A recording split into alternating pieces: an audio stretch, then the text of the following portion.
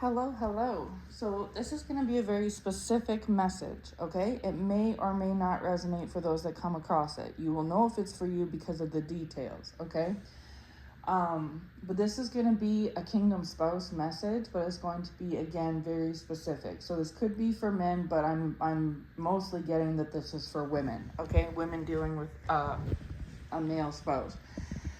For those of you ladies where my past Kingdom Spouse messages have resonated with you, then I'm sure this one will too. But this message is coming off of two separate downloads from the Lord, okay? One from last night and one from earlier today.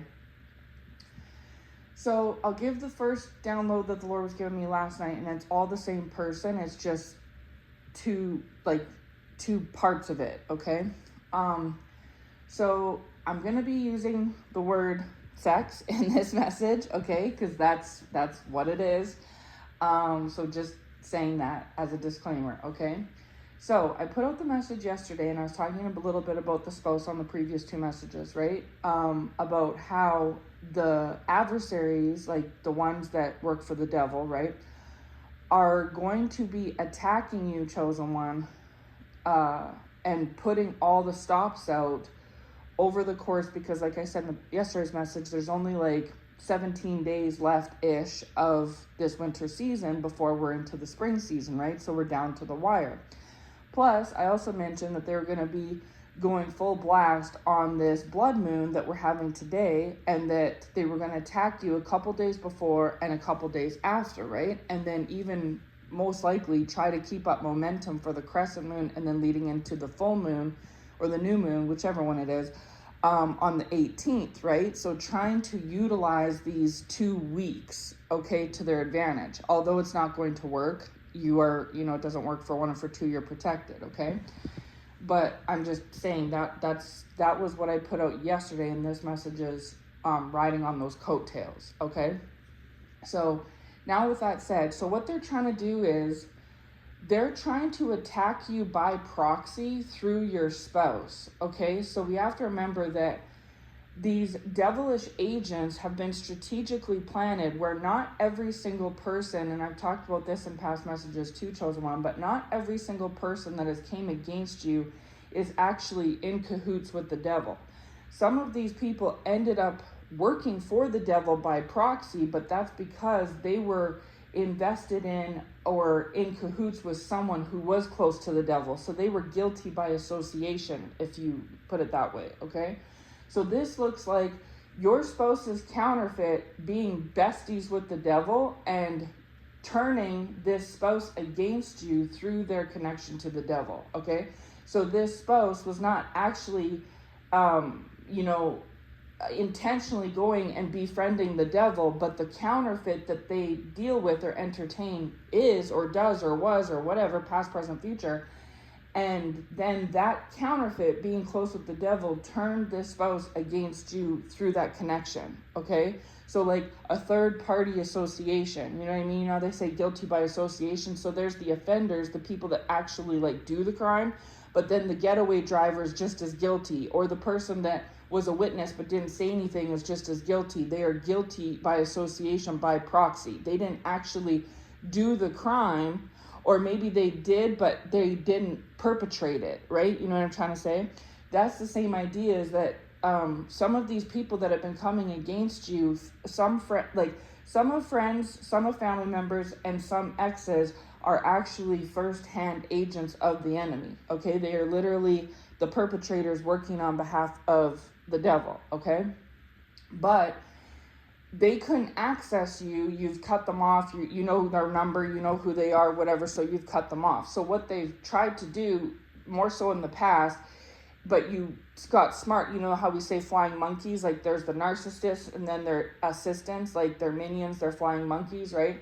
That's kind of what these people were used as. So then they turned people against you, other family members that weren't against you, other lovers that weren't against you, other friends that weren't against you, and your spouse against you, to come against you, so that you had the first string, which was the perpetrators, then you had the second string, which was their flying monkeys, okay? So that these flying monkeys were the people that were close to you, that had access to you, so that you literally were surrounded, by evil on every side, whether it's the second string that is under spell work or brainwashing or manipulation to come against you, or it's the first-hand devil agents themselves. Either way, right?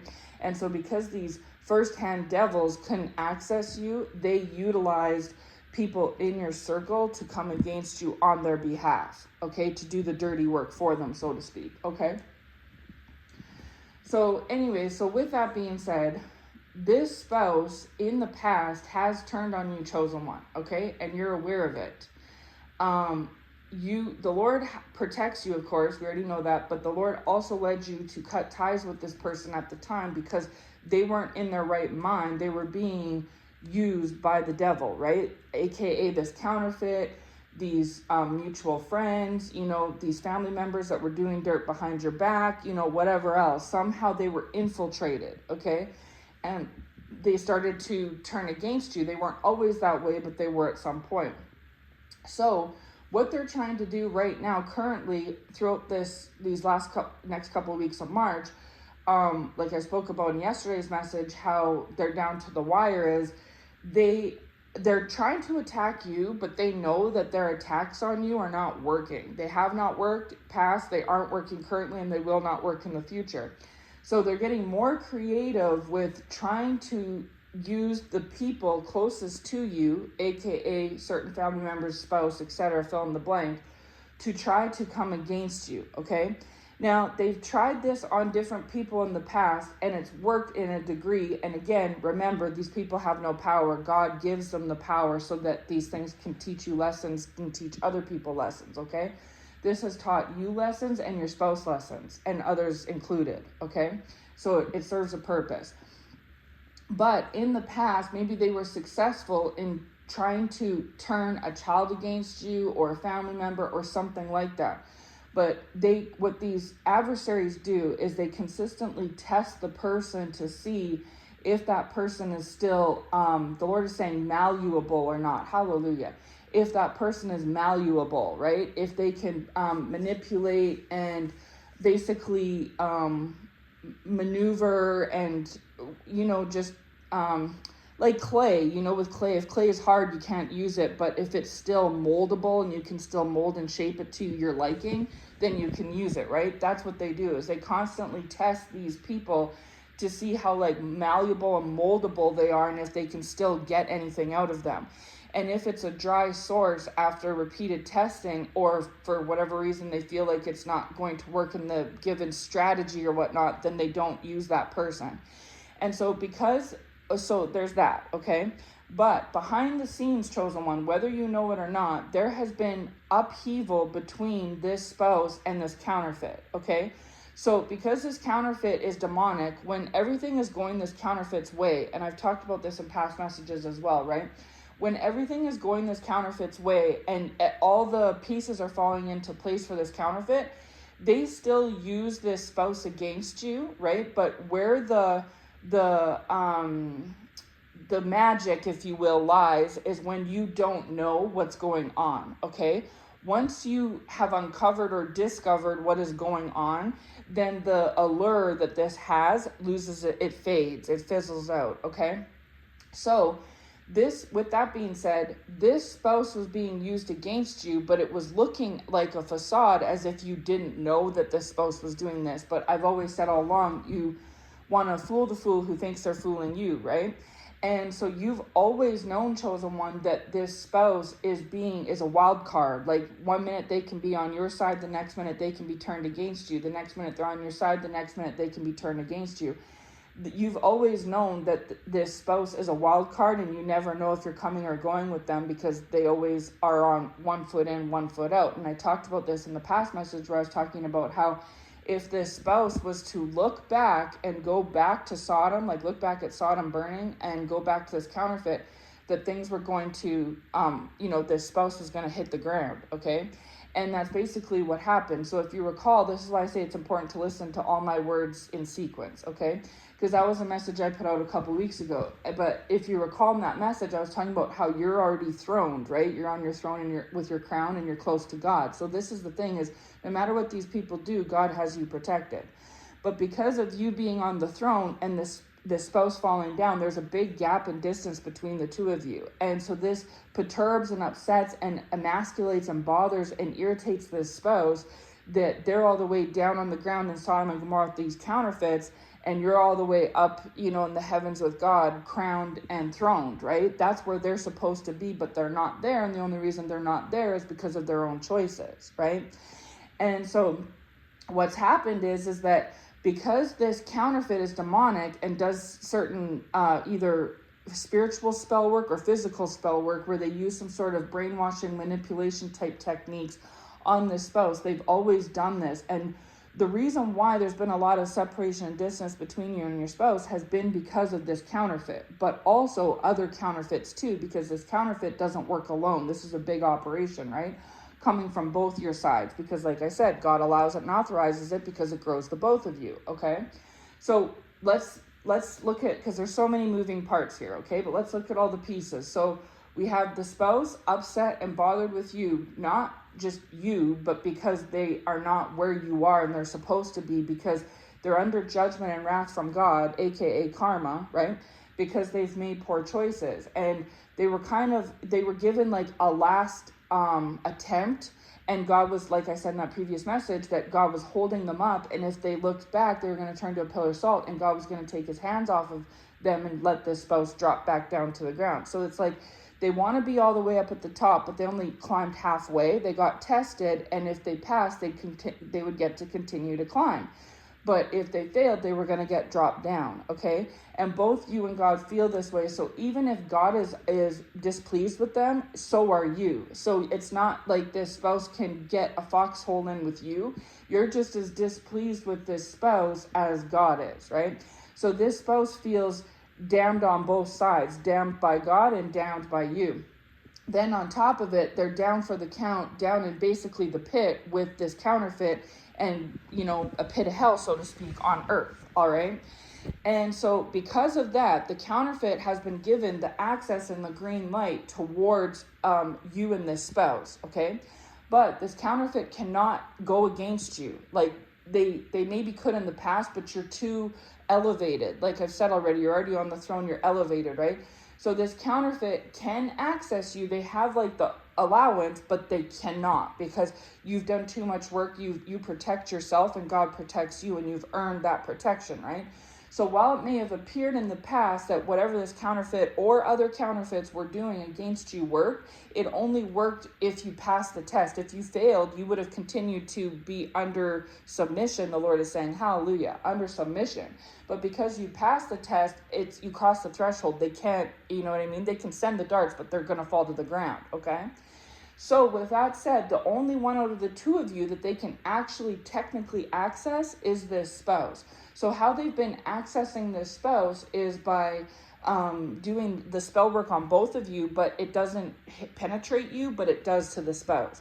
And the reason that it's able to penetrate the spouse is because you and the spouse both had a test to pass. You passed and the spouse failed. And so because they failed, you push them away and God dropped them back down to the pit. And so, of course, if they're in the pit, they can, Satan can get his hands all over them, right? And then on top of that, so Satan has the green light, right? On top of that, they're under God's wrath and judgment. So what these counterfeits are trying to do, they think they're being really strategic, but it's not that strategic because you know what's going on, right? So this is the thing, is that this doesn't have the allure that they want it to have, because you know what, you know what I mean? I talk about this all the time. Like, the only time a magician can sell tickets is if people don't know the act. But if people are able to look behind the curtain and peep the truth, like see how the trick works, they're not going to buy the tickets, right? Because the allure, the smoke and mirrors, the bedazzling, it's gone, right? You know how it operates, and it's not all showy as it appears. You know what I mean? So anyway, so because you know what's going on, it's very difficult for this counterfeit and or counterfeits to attack you in a thorough way, because either they just cannot, they don't have the authorization to anymore, right? Or you already know what they're doing. Like, you know it before they make a plan on Monday, and by Tuesday, you know what it is. And so they try to enact it out on Wednesday, but you move a different way because you already knew in advance what they were going to do. You know what I'm saying? And so they know this. They're aware of this. So instead, with all that said, the only obvious option that they're left with to try to infiltrate you is by proxy, okay? So they have used other people close to you, but you've been very good at shutting those people down. They either have brought people towards you, but you've cut them off, or they've tried to send people towards you, but your boundaries are so high that you won't receive them. Either way, they cannot infiltrate this like spiritual Fort Knox that you have, okay? So the only like chink in the armor, foxhole, weak spot that you may have is this kingdom spouse.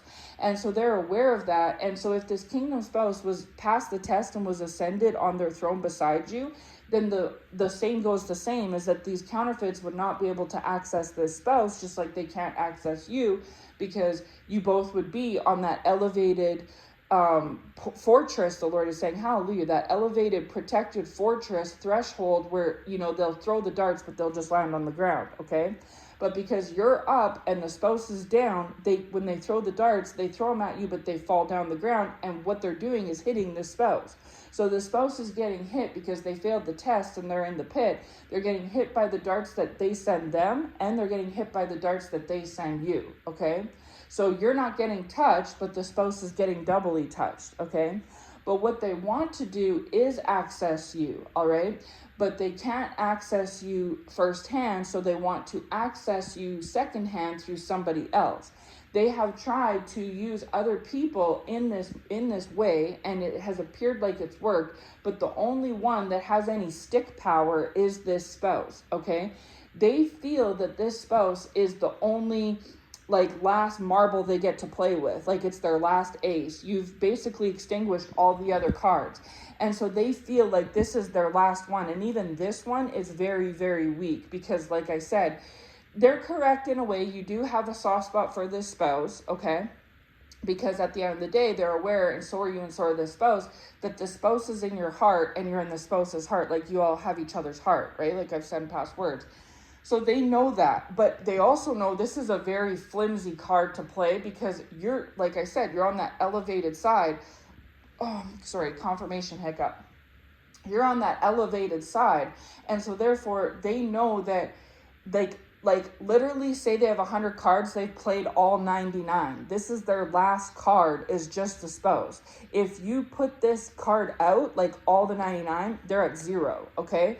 But they even know, with that being said, that this last card is a very flimsy, soft card because you, like I said in that previous message, when this spouse was failing the test, God dropped them, but you pushed them with your foot, right?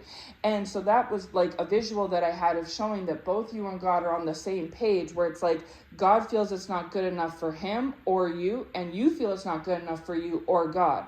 So this trying to use this spouse is a bit of an ace, but it's a flimsy one at best, okay? But that's all they have. So they're going to play it anyway, all right? And so like I said, they test these puppets, these minions, these adversaries, test them all, because when you work for the devil, you're able to be accessed, right? That's just how it works. And so these adversaries that are besties with the devil consistently always test everyone around you, chosen one, looking for someone they can use as a tool. Like, can we turn this person against them? Will they accept this person? Do you think they'll entertain this one? Do you think this one could infiltrate? Like, they're constantly testing somebody, but because, like I said, you've shut the doors down on everyone and everything, they're really, like, there's really no one that they can turn or send in, because if they turn somebody, you're just going to shut it down. And if they send someone in, you're going to shut it down. The only person that could have any bit of a wiggle room is the spouse. So what are they trying to do? Turn the spouse against you and use the spouse against you, okay? So going back to what I was saying, so they want to do this big attack, right? And they are doing this attack, but they're doing it in a subtle way this time, because again, this is the big last hurrah, right? This is for all the marbles. So they know coming against you like they have a million times is not going to do it. So what they want to do is triple down, quadruple down on this spouse. Instead of doubling down on you and this spouse, they want to quadruple down and put all 4 on this spouse. So instead of 2 on you and 2 on the spouse like they usually do, they want to put all 4 on the spouse and put it all on them and bank on them, because they know that when they put it all on you, it doesn't work. When they divvy it up between you and someone else or the spouse, it doesn't work. So what they're wanting to do is, if they can get this spouse to go 10 toes down against you, right? Then in their mind, they think this is effective, because this will have you take out your spouse and have your spouse take you out. So they're basically going to use you two against each other to cancel each other out. And they feel like this is smart, because not only is this their last ditch play, but if it pays off, then they have you against your spouse and your spouse against you, and they've successfully turned 2 people that love each other and have each other's hearts into cold, bitter, hateful fools. You know what I'm trying to say? That's what they're trying to do, okay? But like I said, the thing is these things only have a powerful spin on them if you don't know it's just like poker. The only time a person can successfully bluff you with a bad hand is if you don't know their cards. But if you peep their hand somehow, some way, and had the insight on what their hand is, they can bluff till the cows come home. You're not going to buy it because you know what they're holding. You know what I'm trying to say? That's the same thing. You already know in advance what they're trying to do. So because of that, you can move accordingly, okay? And then if you don't know, God tells me, and then this is why he sends me with this message today, is for your ears, so that you can know, so that you can be on the up and up, all right? So with all that said, what they're trying to do is, the latest ploy or plan is to have your spouse completely infiltrate your spouse, because they get all full access on the spouse because the spouse failed the test. So they're putting all their chips on the spouse and none on you, right? Because they know on you is just foolish. So they're going all in on the spouse, and they're trying to get the spouse to do the attack for them. So they can't attack you, but the spouse can. So because you have your doors shut and locked to everyone and everything but the spouse, they're going to use the spouse as their battering ram to get at you. The Lord is saying Trojan horse. Hallelujah. They're going to use the spouse as the Trojan horse. All right. Okay. So with that being said, at this time, if you are being led to stay away from your spouse, do so, or move a certain way, do so, because that is the Lord protecting you from this attack. Okay. This attack will not work. These attacks have not worked in the past, will not work in the present, and will not work in the future, okay? They have not and will not. But this is how desperate they are, is that normally it's not new. They've used you and your spouse as pawns against each other, but normally they put all their marbles on you and none on the spouse. That doesn't work. Or they divvy it up where some on you, some on the spouse. That doesn't work. So what they're trying to do this time is put all the marbles on the spouse, because they know that the spouse is a bit of a loose cannon. The spouse doesn't have as much protection and grace on them from God as you do, because they failed this test. They've displeased God, and they've had access to this spouse by proxy all this time. And they've had success in the past at turning this spouse against you, okay? They know, and you know, that this spouse is a wild card, that they're hit and miss, they're on and off, right? And they're unpredictable, the Lord is saying, hallelujah, that they're unpredictable. And so that unpredictability is what they're going to try to use in their favor, okay? So that's warning 1, okay, is that this is their plan, is over this next couple of weeks and through this moon and perhaps the next one, they're going to try to utilize your spouse as the source for you, but it's not going to work. And second of all, it's a very flimsy, holy move to begin with. And by holy, I mean HOLEY, okay? It's full of holes. And so it's not, right? But I'm just giving you the fair warning that that's the latest strategy, is that's what they've been doing, and that's what they're going to go all in on, okay? So if you and your spouse have been at odds, or you've noticed your spouse unabruptly, kind of out of nowhere, say or do something that's out of left field, yeah, that's because of this, okay? So if the Lord is leading you to block this person, then do so, or speak a certain way to them. If you're normally short and the Lord is leading you to speak a lot, then do so. If you normally speak a lot and the Lord's leading you to be short, then do so.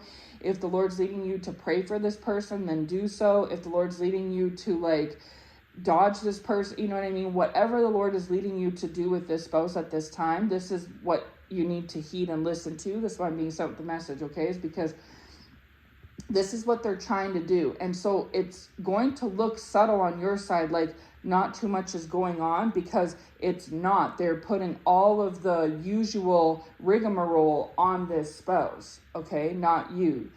And so that's done on purpose so that you might let your guard down and that you might act a certain way or whatever else, right? And to just have you kind of in innocence and naivety. But this is what's really bubbling behind the scenes over in this spouse's neck of the woods, okay? Now, we're going to talk about the spouse for a second. So what's been happening, and so I'm going to go back to the beginning about the sex thing, okay? So for a lot of you, you may have had a sexual relationship with this spouse in the past. Some of you may not have, but some of you may have, okay? I'm getting for the most part that this is for those of you that have. So for a lot of you, and again, just take it how it fits, okay? Because it's just, I'm going to say it how the Lord's giving it to me. So for a lot of you, you've known this spouse for years, okay? A long time. And in the past, when you were in the world and the spouse was in the world, you had a very strong physical connection, along with obviously mental and emotional connection too. But you have a very strong physical attraction to each other. And you may have started out sexually or started out as friends and it turned sexual or something like that. But there's something to do with a sexual relationship between the two of you. And then what was happening was this spouse is a player and they had multiple partners, right? And so this was something that continued to come between you two, was that while this spouse may have been sexual with you, they may have been sexual with others. And so they were continuing to play the field. Now, if you and the spouse were both under the guise of, hey, this is just all based on sex and that's it, then that would be fair. But because there was more brewing between you two, because you have this soul connection besides just sex, right? It didn't seem right, because this spouse loves you and you love this spouse. You have a sexual connection, but you also have an emotional and mental connection too. But yet, because they were like Peter Pan syndrome and childish and immature and didn't want to grow up and they're juvenile, they also have unhealed wounds. All of this combination, fear of rejection, fear of abandonment, this was all causing them, and a fear of commitment. This is all causing them to continue to go and play the field and sow their oats, okay? Sow their seed, whatever you want to say. And so this started to perturb and bother you, because you're like, okay, you literally care about me. I care about you. We have all the boxes checked, you with me and me with you. And you want to just continue to trade in. The Lord is saying your blessing for a bowl of soup. Hallelujah. Which is what happened with Jacob and Esau, right? And so that's how you viewed it, is that, and so did God, by the way. This is how God saw it too, is because you and the spouse do have a soul connection. It's God ordained, right? But because you were in the world, you weren't with God, and neither were they. So you all felt led and drawn to each other physically, and so you acted out physically. But there was supposed to be more from that. But because this spouse was not ready for all of that, and let's be honest, neither were you at the time, right? And you guys were sinning because you were fornicating when y'all weren't married and whatever else, the Lord kind of just left y'all to your own devices, because we have free will, right? But it was always designed by God for this to be something more than just between the sheets, okay?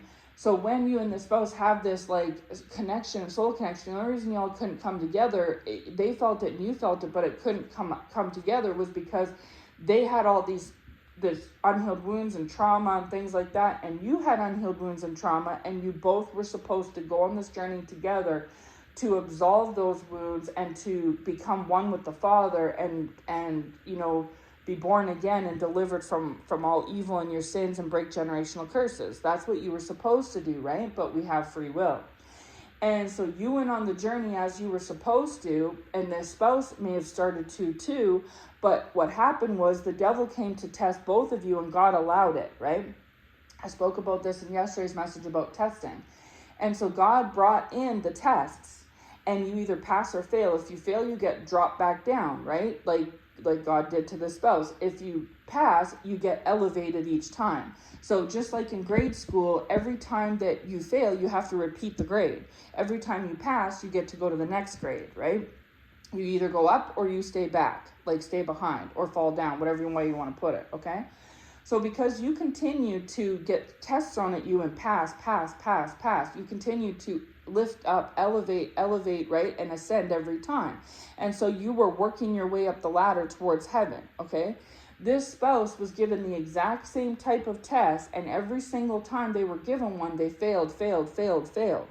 So because they failed so many times, they continued to stay where they were or go down on the ladder, right? Meanwhile, you're climbing up. So the gap widened more and more between you and the spouse. This started to make the spouse feel because remember, they're childish and juvenile, right? So they started to throw a tantrum and feel spiteful against you and mad at God and feel like this is unfair and why do they get this and I don't and all this stuff. And this spouse is very competitive. And so when they saw you on, like, say, grade 12 and they're staying on, they're fluctuating between grade 1 and 3, you know what I mean? They're getting very perturbed, bothered, and upset. So they decided to give up, okay? They gave up on you and ascending and God and the journey and all this stuff, which we have free will. We have an option to do that, right? You can stay on the straight and narrow road, which is more difficult, or you can take the wide and winding road, but you know it's going to lead you to the pit of hell, right? Those are the two choices. So you took the straight and narrow, as difficult as it was, even though it meant leaving the spouse behind, because when the spouse said, I give up, I forfeit, I'm done, and walked off, you had the choice to jump off and go join the spouse in the pit, but you were like, oh, I'm not doing that. And so because you didn't do that, this spouse was very agitated and resentful and angry at you, okay? They were spiteful and upset because they're sore losers, okay? They felt like there was some sort of a competition between the two of you, which there wasn't, but in their juvenile mind, that's what they created, okay? Meanwhile, they wanted to be sexual with you because behind the scenes, they still have this connection with you, right? That it is what it is. And so they don't want to commit. They want to play the field. They're resentful and bitter and angry against you now. They feel like all these bad things about you, like you think you're better than them and that, you know, you really brought out their egoic side, but they feel like you did that. It's all your fault, chosen one, but you didn't single-handedly do that. The reason why that came to be was because they were juvenile. And so just like when two kids play Monopoly and one kid wins and the other one loses, they throw the board around and they want to fight and everything. That's how this spouse reacted to the fact that you continued to pass your test and they continued to fail, okay?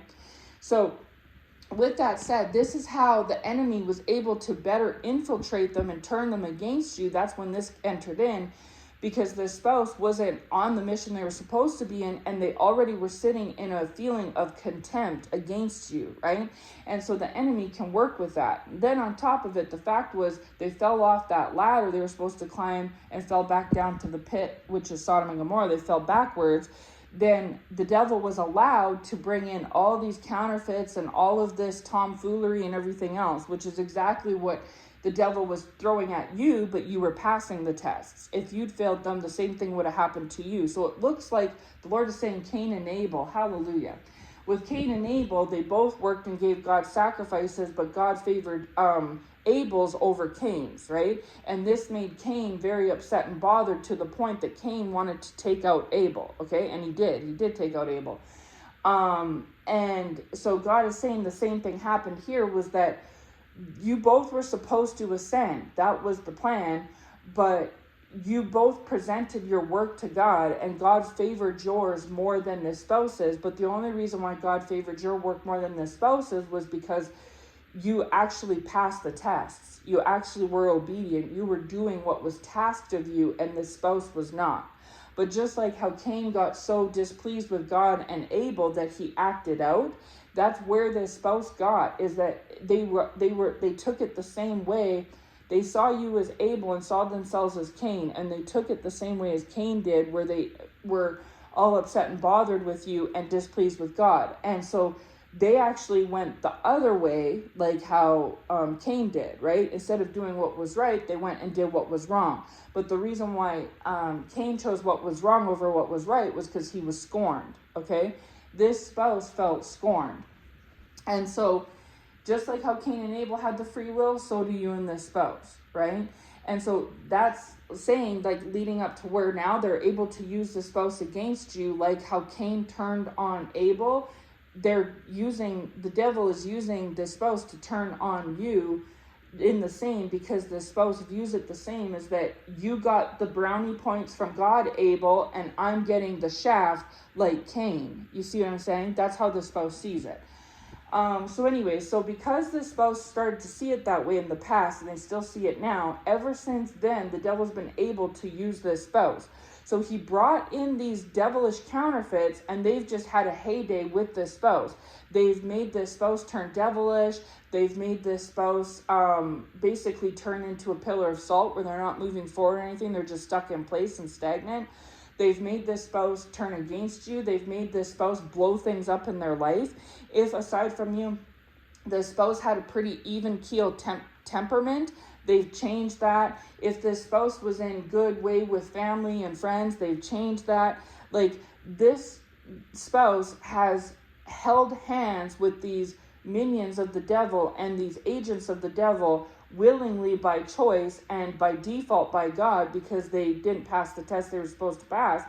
And they see you as public enemy 101. And so do these counterfeits and devils that they're in cahoots with.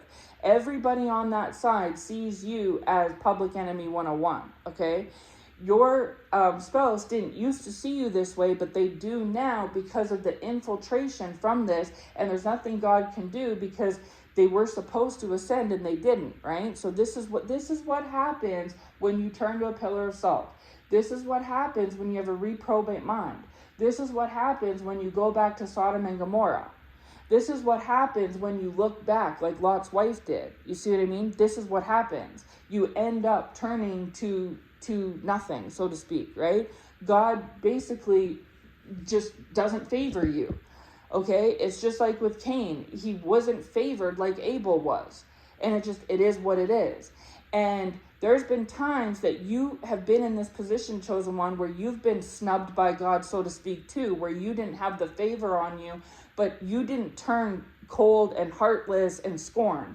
You were tested in this way too. You've been on the bottom of the ladder as well. You've went from grade 6 down to grade 1. Like, you know what I'm saying? You've dropped down.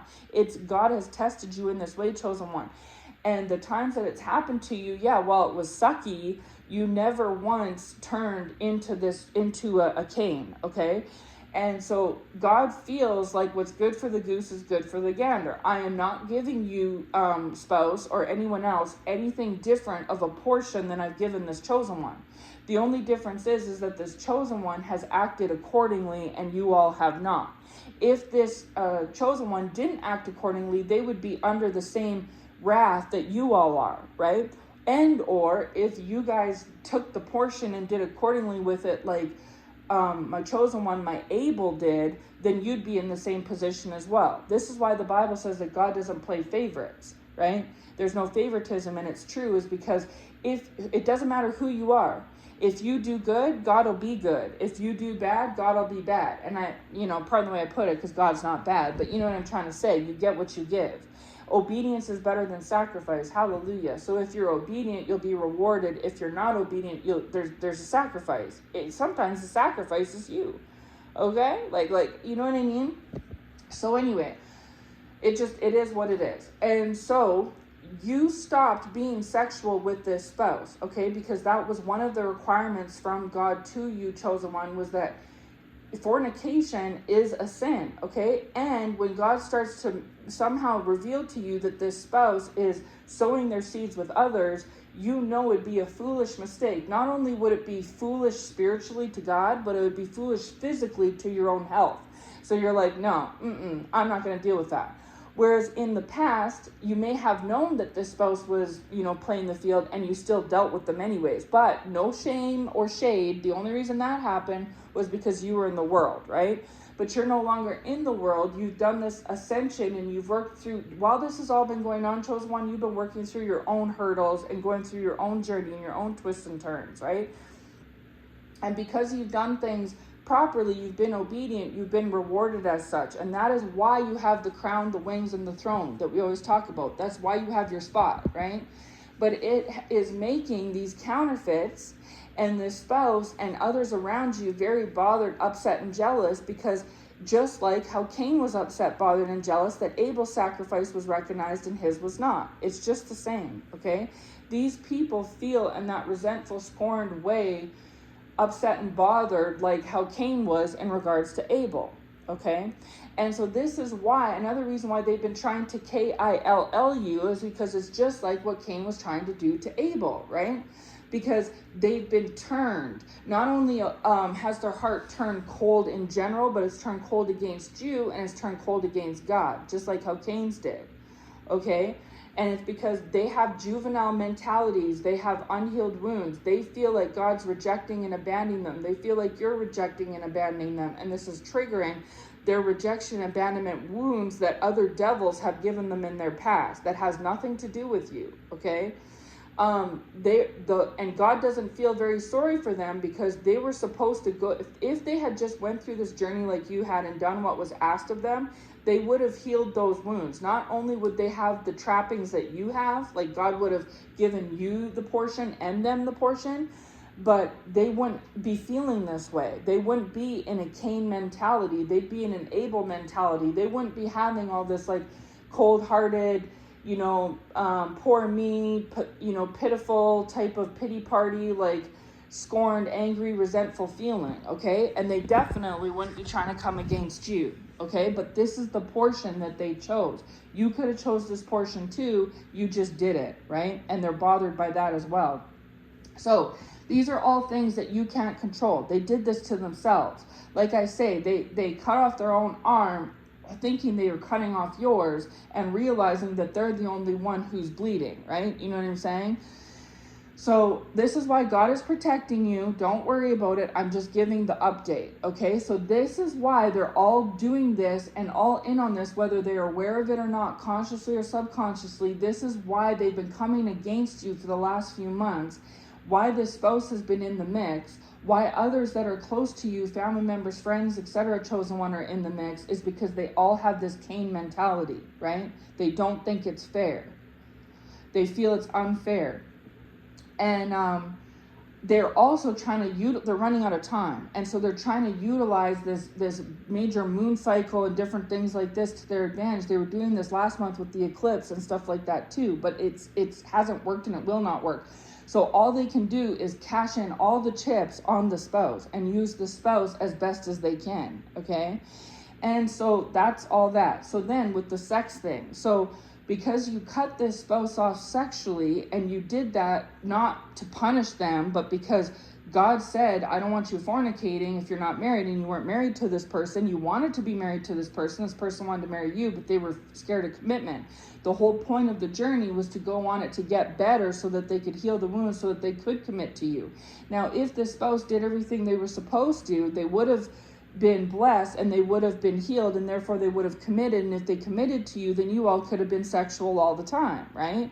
So if they could have gotten what they wanted if they just went about it the right way. But because they went about it the wrong way and they were disobedient to God, they had to sacrifice. And one of the sacrifices that they had to give was you, okay? And you were one of the things that they definitely did not want to sacrifice. Because even though this spouse was in this juvenile, childish mentality, this spouse did love you, does love you, and will always love you, okay? Like I said, it's more than just sex. Even though it could have looked like that on the surface, it really wasn't. You and this spouse had this soul connection, okay? But because you were both unhealed and in the world in the past, this is how you dealt with each other.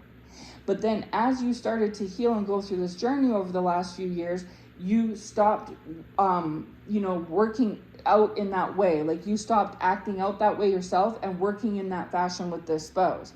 And so you probably, if this message is for you, you cut this spouse off sexually. Now, not just this spouse, you cut everyone off sexually because you pledged allegiance to God above all else. You put God first like you're supposed to, right? And God was saying that unless you're married to so-and-so and so-and-so, you can't be having no sex. And so because you weren't married and you were on reserve for this spouse, but this spouse had all these issues and was going backwards instead of forwards, you were looking like, well, gee, God, it's looking like commitment's going to be a long ways away because, and so all this time you've been celibate, chosen one. And because of you continuing to choose that, you've stayed in obedience to God. And so God has continued to keep you blessed on many facets, but just that one in particular, okay? Meanwhile, this spouse wants to have sex with you, okay? They only want you and you only because you are each other's partner, okay? You are each other's spouse. So they have a desire ingrained in them to be sexual with you. This is why y'all had a sexual relationship from the beginning. This is what they want to do with you. So at this time, we have where in some of y'all's cases, maybe the spouse has addressed this, maybe they haven't, but I'm telling you, what is bothering them and what has been bothering them is they need to have sex with you, okay? They need to and they want to. But because they're even more far off the path, the correct path, they're set so far back that they're even further away from healing and commitment now than they were before. And in the past before, when y'all were sexual, they didn't have this hate on against you that they now have learned to do because of this manipulation and brainwashing. Okay? So they're betwixt and between because they love you and want to have sex with you, right? They miss you and want to be intimate, not just like, do it and leave, but like, you know what I mean? They want a physical connection with you, okay? This consistently eats at them 24/7. They think about this all the time. But on the other hand, they know that you've cut sex off from them, and so this has touched on their rejection and abandonment wounds, and they've started to, their mind's playing tricks on them, and they've turned into that Cain mentality. And so they're now also hateful and resentful and scorned against you, and you make them feel emasculated and like you're superior, they're inferior, and they feel like they failed the mission with God and the mission with you and all this other stuff. They're also stuck in this toxic pit, right, of Sodom and Gomorrah with all these counterfeits. And so they can go and sow their seeds all they want. They can go and hook up with whoever, whenever, however. They've done that. Trust me, they have in spades. But they don't want that. It's like an itch that can't be scratched. The only thing that can scratch this itch is you. And they've tried to replace you with many others because at first they were in this juvenile thinking of like, well, sex is sex. I can get that anywhere, right? If you don't want me, somebody else will. I don't need to do A, B, C and bend over backwards and jump through hoops. I can easily go get sex anywhere, anytime, any day, right? And then it started to develop this ego where it's me versus you. Like, it's like, oh, you think this is the spouse's mindset, okay? Oh, you think that you're going to control me. You're going to use sex as a weapon. I know you want sex with me. I want sex with you, but you're holding out. You're only doing this on purpose to punish me. Like, none of this is true, but this is the spouse's mindset, right? Then their mind starts to play tricks on them, and these counterfeits could have even planted seeds where it's made them think that perhaps you're only doing this to them and it's a facade and that you're going and having sex with others, okay? And so then we bring in the gang stalking. So then they start to like stalk you and see, because what they're doing is wanting to make sure that they want to know, like, are you really not having sex with anybody, or are you just not having sex with me? And maybe when you said, because you're a truthful, honest person, chosen one, when you said, well, no, I'm just not having sex with anybody. I believe in celibacy. I will have sex when I get married, but I'm not married. I want to marry you. I want to be committed to you, but you don't want to do that because you want to sow your seeds and you don't want to settle down. And, God is not pleased with you and all this different stuff, right? Because you and the spouse are unequally yoked, right? But you're only unequally yoked because of their poor choices. And so this spouse may have believed you, but then people may have, again, because these counterfeits around the spouse are trying to turn the spouse against you and utilize this spouse as a tool to attack you for them on their behalf, right? As a conduit. So then they've went and planted seeds in the spouse's head to make the spouse think that you're going to go somewhere else or you're seeing someone else and all this other stuff. But really, all you want from the spouse is just for them to commit. But they think, and if it's not them, others have planted the seeds in their head to make them think that you're just trying to control them and you're trying to change them and dictate them and malleable them into what you want. Remember how I said the clay? These people, these counterfeits, are using them as the clay. They are molding this spouse into what they want. but they've made this spouse believe that you're the one that's going to do that. You're the one that's molding the spouse and trying to mold the spouse into something. You're trying to turn them into something, different or whatever. You have an evil, corrupt agenda, chosen one, and that agenda is to change them and, play director in their life, and you're a dictator and all this type of stuff. That's what they've tried to beat into the spouse's head about you, okay? But the truth is, that's not it at all. It's that they feel that they have a soul connection with you, and they do, and you feel you have a soul connection with them, and you do, and God knows that you both have a soul connection with each other. You all are supposed to be together. But the only way that y'all can be together is if you stick on the straight and narrow path and heal y'all's wounds that each other have. You both had rejection and abandonment wounds, right? And you've worked to heal a lot of yours, but the spouse has not. And if anything, like I said, you all started in grade 1. You're on grade 12. They got to grade 6, and now they're back at grade 1. And so they're feeling very resentful and bitter, and there's a bigger gap if they're in grade 1 and you're in grade 12. There's a huge gap there, right? It's like the more time and the more that this cycles, the more that you guys stay separate. And it's because you continue to ascend, and this spouse continues to look back at Sodom and Gomorrah, and therefore continues to turn to a pillar of salt. So they're the only one to blame for their stagnancy. But their ego is large and in charge, so they want to blame you and blame God, okay? They have had help in doing this. These counterfeits have helped this spouse. Oh, confirmation hiccup, sorry. And feeling this way about you. They've stoked this fire, okay? They either started this fire burning, or if this fire started burning on its own through the spouse's own free will, they've poured gas and stoked the fire on this, okay? Now it's to the point where they're doing this deliberately and intentionally and doubling down on this because they want this spouse to be used against you as their last ditch effort, okay? But the thing is that you've always, as much as you've always loved this spouse, you always have, you always will. You have a soul connection with this spouse, you always have, you always will. You've recognized it. But you are not going to, you're not going to come down off your throne. Not for this spouse, not for yourself, not for anybody. And trust me, God has tested this through allowing the devil to throw everything in the kitchen sink at you, including all these counterfeits, time and time again. You've been thoroughly tested in this area, chosen one. And you've continuously come out like Abel, okay? And so this is the thing. This is why the devil, in order to really pull out all the stops, has to become very strategic and creative. But God has also granted you with knowing what is going on before it starts. And so it's very difficult for the devil to do what he's doing, right?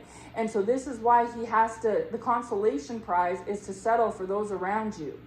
And the only one that has any type of soft spot or leeway with you, chosen one, is this spouse, because of the connection that you guys share. But at the same time, you are not going to, just like how Abel didn't displease God for Cain, his own brother, you're not going to displease God for your spouse, okay? It's just not going to happen. And so what's also started to happen is this spouse is doubly resentful because they're resentful of the fact that you've ascended and they have not, that basically you've passed and they failed, okay? And they're a sore loser about it. But the second thing they're resentful about is that you won't have sex with them. And they're also bothered and perturbed that you're putting yourself and God first above them in their nonsense, okay? And this has just stoked and created this huge ego problem, which has just made things all the worse, okay?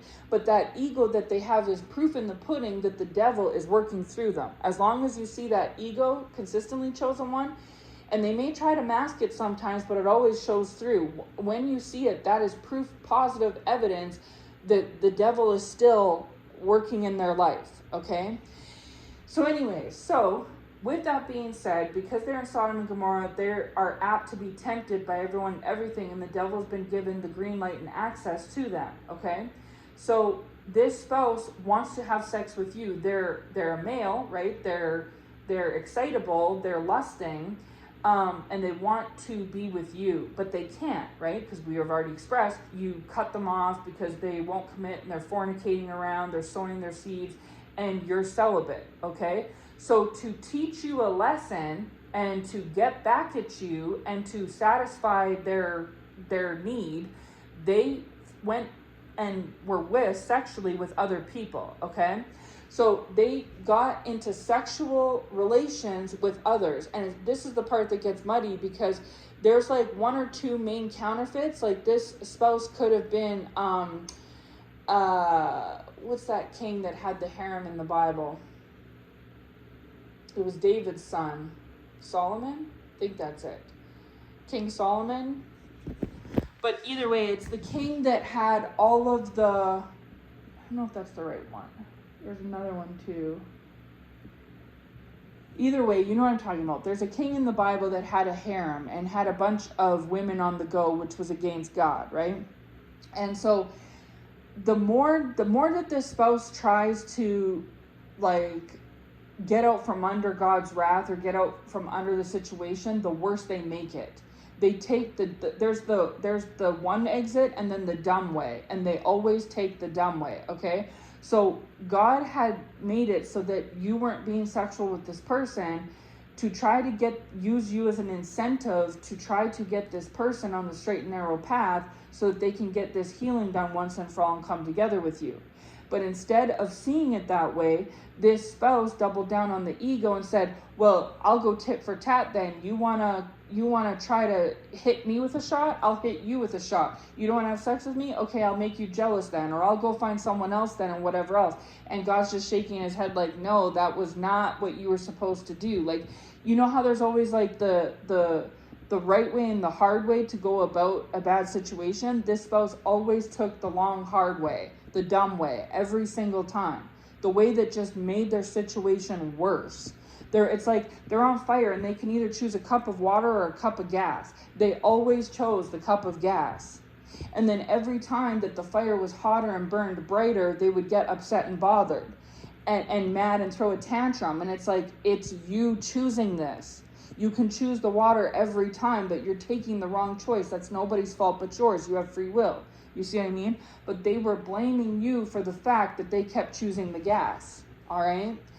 And so anyways, so then they ended up getting into cahoots with these counterfeits. These counterfeits were agents of the devil. Like, they may have thought that they met them by random or by happenstance or coincidence, but no, this was strategically done, okay? God allowed the devil to send these specific ones in the right way, in the right time, at the right place, okay? So it started out as a sexual thing because this spouse was not looking to settle down or commit or be, in a soul connection with anybody. And if they were looking for that, then they may as well just go be with you then, because you're the one where their heart lays. So it's kind of like, I'm not looking for, this is the spouse, okay? I'm not looking for commitment. I'm not looking to settle down. If I am looking to commit and settle down and I'm going to go that road, I'm going to choose my chosen one, my spouse, as the one for me, okay? But the whole reason I'm not with my chosen one is because I'm not ready to commit and settle down. So if I already have the best of the best in my chosen one, and I already have a God-ordained partner out there for me that I'm supposed to be working towards, and instead I'm consistently choosing to go down the lustful road, the evil, wicked road, why would I, you know what I'm saying? If I'm not going to cash in on $1, why would I cash in on a dime? You know what I'm saying? If I'm not going to marry up a blessing, why would I marry up a bowl of soup? Right? And so that's the thing. But these counterfeits, so from the beginning, these counterfeits were being used for sex. That was the void that this spouse always intended for them to fill, was if it's so messy, I'm sorry. If this spouse was to have just committed to you, then they would have had the pleasure of God and the pleasure of you, and they would have been able to, you would have been pleased because you're committed, and they would have been pleased because they would have been able to have all the access to you. And both you and this spouse would be ascended on your thrones with crowns and wings like you're supposed to be, okay? But because this spouse continued to run away from this mission like Jonah did, all Jonah got from running away from the mission was sitting in the belly of the whale for 3 days, sitting stagnant. Nothing was happening. When Lot's wife looked back at Sodom and Gomorrah, she turned to a pillar of salt. She was stagnant. Nothing was happening. that's what's been happening to this spouse, is ever since they snubbed you, God, in this mission and ran away from it, they've been caught up in the belly of the whale, so to speak, all this time, where they're like a pillar of salt. They're just stuck and stagnant, spinning their wheels.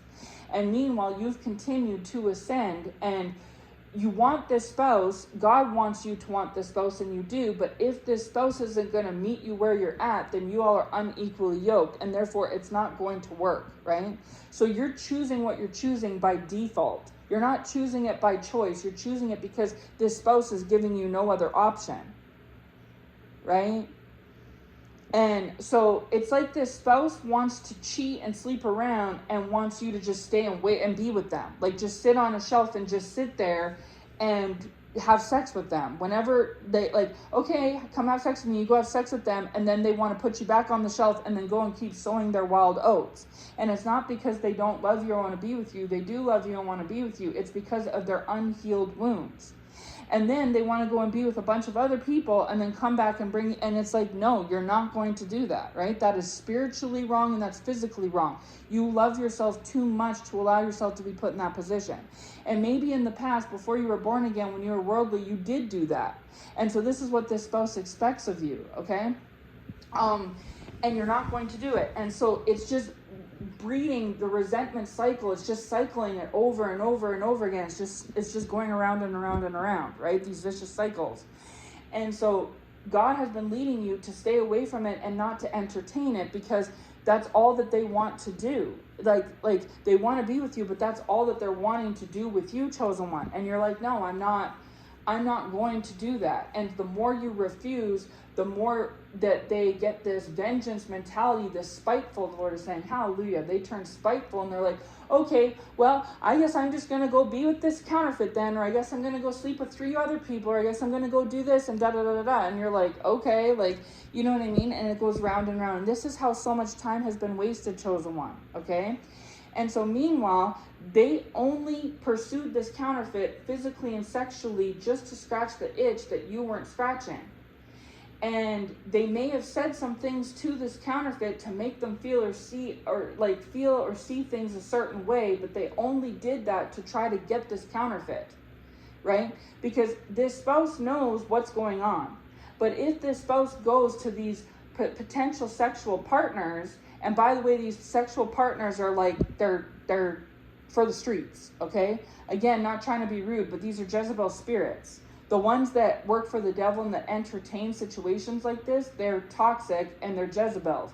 So these aren't, God is saying that you are the blessing, chosen one, and these other counterfeits are the bowls of soup. You're the dollar and these ones are the dimes. Like they aren't on the same level as you, okay?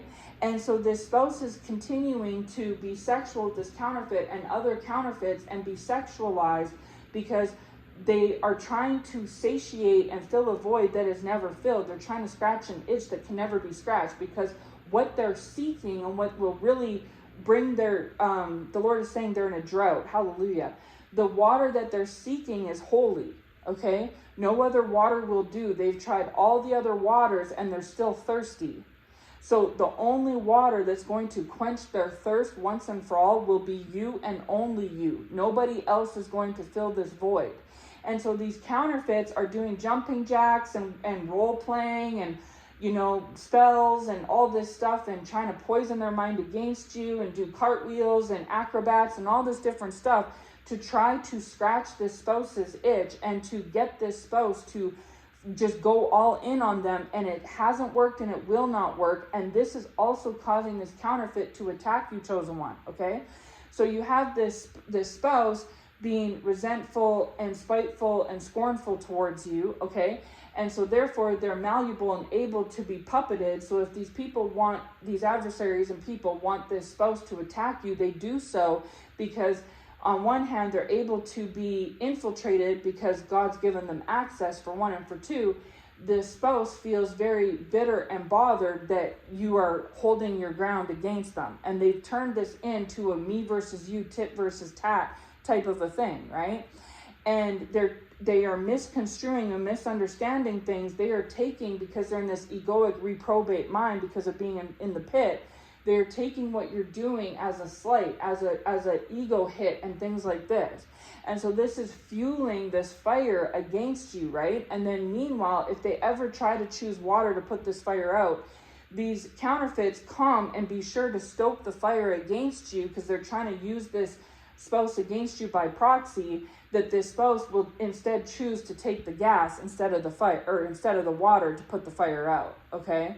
And so it just keeps going round and round and cycling. And so these counterfeits want to access you, but they can't. So they're using your spouse as the conduit, okay? Because they still have access there.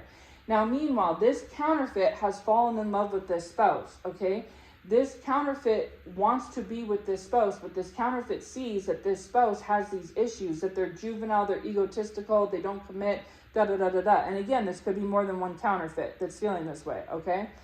But what this counterfeit is starting to realize is that they have been used.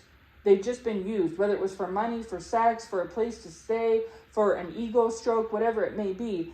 This counterfeit has been used all along. All of these counterfeits have. As much as they've used this spouse has used them. This is why it's toxic between them, is because all these counterfeits do is use the spouse, and all the spouse does is use them.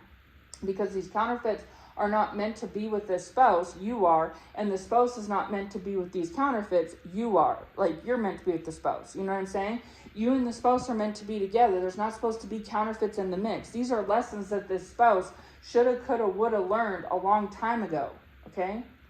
But because every time that God gives them grace and mercy and a second chance, they start to climb up the ladder. They're not supposed to look back at Sodom and Gomorrah. They're not supposed to go back to toxicity or entertain this counterfeit, and they fall back every time. And to their credit, they don't always fall back because of free will. It's not every time that they go running for this counterfeit like they just want to be there so bad. It's that these counterfeits are able to rally up together or do things to the next level against this spouse that you have protection from, chosen one, that chosen ones are protected from.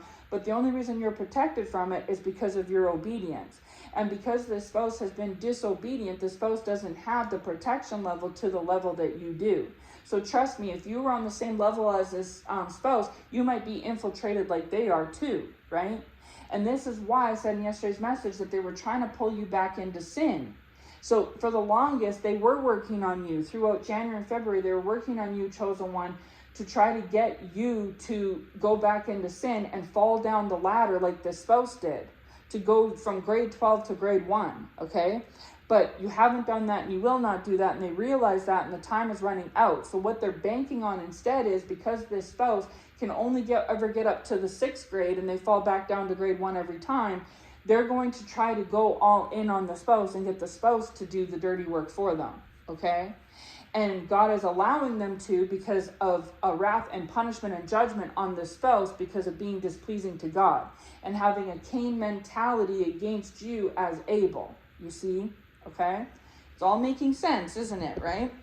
So this spouse has attacked you in the past, could be attacking you in the present, and they want the spouse to attack you in the future. This counterfeit is also attacking you. This counterfeit's attacking you because this counterfeit is jealous of you and bothered and upset. This spouse feels angry, resentful, jealous, and scornful against you. This counterfeit feels angry, resentful, scornful, and jealous against you. They have mutual feelings about you, chosen one, but just in 2 different ways, okay? This spouse may have made it seem to this counterfeit that they wanted to be with them and that they were a certain way that they're not. This is a facade, okay? They may have made it seem, this counterfeit, that they don't love you or care about you, or they hate you or don't love you. They do, okay? And this counterfeit is starting to put 2 and 2 together. They've been doing this since January, February, but they've been putting the pieces together and seeing the truth. And now they're bothered and mad at this spouse and you, but at this spouse because they fell for this spouse's crap. But the only reason why they fell for this spouse's crap was because this spouse poured it on thick, because all this spouse wanted from them was something, whatever it was. But in all the cases, it was sexual. And if this spouse was getting their sexual itch scratched by you, chosen one, they wouldn't be out seeking for these counterfeits. Because like I said, the Bible talks about how only the holy water can quench your thirst, right? You know what I'm talking about? You can try other waters, but until you have the holy water, you're going to stay thirsty. You're going to be in drought and stay dehydrated. Until this spouse does right by you and God, they're going to continue to stay in drought and dehydration. They're going to continue to thirst, and they're going to continue to have an itch that can't be scratched. It doesn't matter it doesn't matter who does it, what they do, how they do it. It doesn't matter how many flips and tricks and twirls they do, this, that, and the third, this trick, that gimmick, this spell. It's not going to work. It has not, and it will not. And what's starting to happen is there's now starting to be controversy and upheaval between this spouse and these counterfeits, because these counterfeits are getting perturbed and bothered that what they're doing isn't working, and they want to access you, but they can't. And so this is making them feel scornful and upset. And they want this spouse to just forget about you and just put all in on them, go all in on them, commit to them, love them, be with them. But that is not where the soul connection is. And so this spouse has tried to do it. They've made this spouse do it, and the spouse has tried to do it. So the spouse has given in, and they've pushed the spouse in. But every time the spouse has went all in, the spouse has still ended up thirsty. And so this counterfeit has jumped through hoops trying to quench the spouse's thirst, and they can't do it. And the spouse has jumped through hoops to try to quench their thirst with this counterfeit or counterfeits, put it how it goes, and it can't work. Because this counterfeit has realized that the only thing that's going to help or succeed or scratch this spouse's itch is you, chosen one, and this bothers them. And this spouse has realized that the only thing that's going to quench their thirst and satisfy them and scratch their itch is you, chosen one, and this bothers them. And so this spouse has been sent in by these counterfeits in the past to try to infiltrate you. It hasn't worked. This spouse has came into you in the past, chosen one, on their own free will, because they do love you and miss you and want to be with you. And what has always happened is that the spouse has eventually tried to sway you into being a part of their harem, or into falling for their sexual tricks. Like they're trying to trick you into falling into sexual sin with them, and it's not working. And so this spouse just ends up saying, well, too bad with you then, or talk to you later then, or that I wash my hands of you, or they mistreat you or disrespect you or something like that. But the only reason why they're doing this is because they're bothered and upset that they can't be with you sexually. They don't want to continuously be sexual with these counterfeits. They want to be sexual with you, but they cannot be sexual with you because you're saying, I will not be sexual with you until you commit to me. You have to cut off all third parties and commit to me. And the spouse doesn't want to cut off all the third parties and commit. But the only reason the spouse doesn't want to cut off all third parties and commit isn't because they don't love you enough, because they do. It's because of their unhealed wounds. And God knew about these unhealed wounds. This is why God wanted this spouse to heal these unhealed wounds a long time ago. This was the whole point of the journey. But this spouse chose to continue to neglect these unhealed wounds, and therefore the devil was allowed green light access to the spouse. And when the devil was allowed green light access, the spouse got a reprobate mind, especially the more that they jumped into the Sodom and Gomorrah pit of drugs, drinking, and sex, the more that they were infiltrated, and it's a vicious cycle going round and round and round and round. So then we know that the devil's number one sin that he loves to use is pride. So then this spouse started to fall in the sin of pride. The Lord is saying all the 7 deadly sins. Hallelujah. All the 7 deadly sins. This spouse is proud. They're angry. They're lustful. They're jealous. Well, envy. They're wrathful. They're gluttonous. They're greedy. They're all of it. Okay? And it always starts out with pride. So pride started first, and then as a result, what goes hand in hand with pride is an ego. And so their pride and ego just grew and grew and grew. And instead of putting water on that fire to put it out, they chose gas every time and stoked it, okay? And every time they did this, they were in disobedience to God, and so therefore they had to sacrifice something. And 99% of the time what they sacrificed was you. Okay, and this upset and bothered them, because even though they may put on a facade to themselves and to others that they don't love you or care for you, the truth is that they really, really do. And so you're the one thing that they don't want to sacrifice. Okay, but they want sex because in a lot of these cases, this spouse has a sex addiction. That's another one of their unhealed wounds. Could be something to do with childhood, maybe sexual abuse or something. But either way, one of their wounds is sex addiction, okay? And so they want to be sexual with you. They love you. They have a mental, emotional, spiritual, physical connection with you. They want to explore that on all levels. But they can't explore that on all levels in the current state that they're in, because there's too big of a gap between you all. You're too distant now because of their continuous choice of backwards thinking, falling down instead of moving up, right?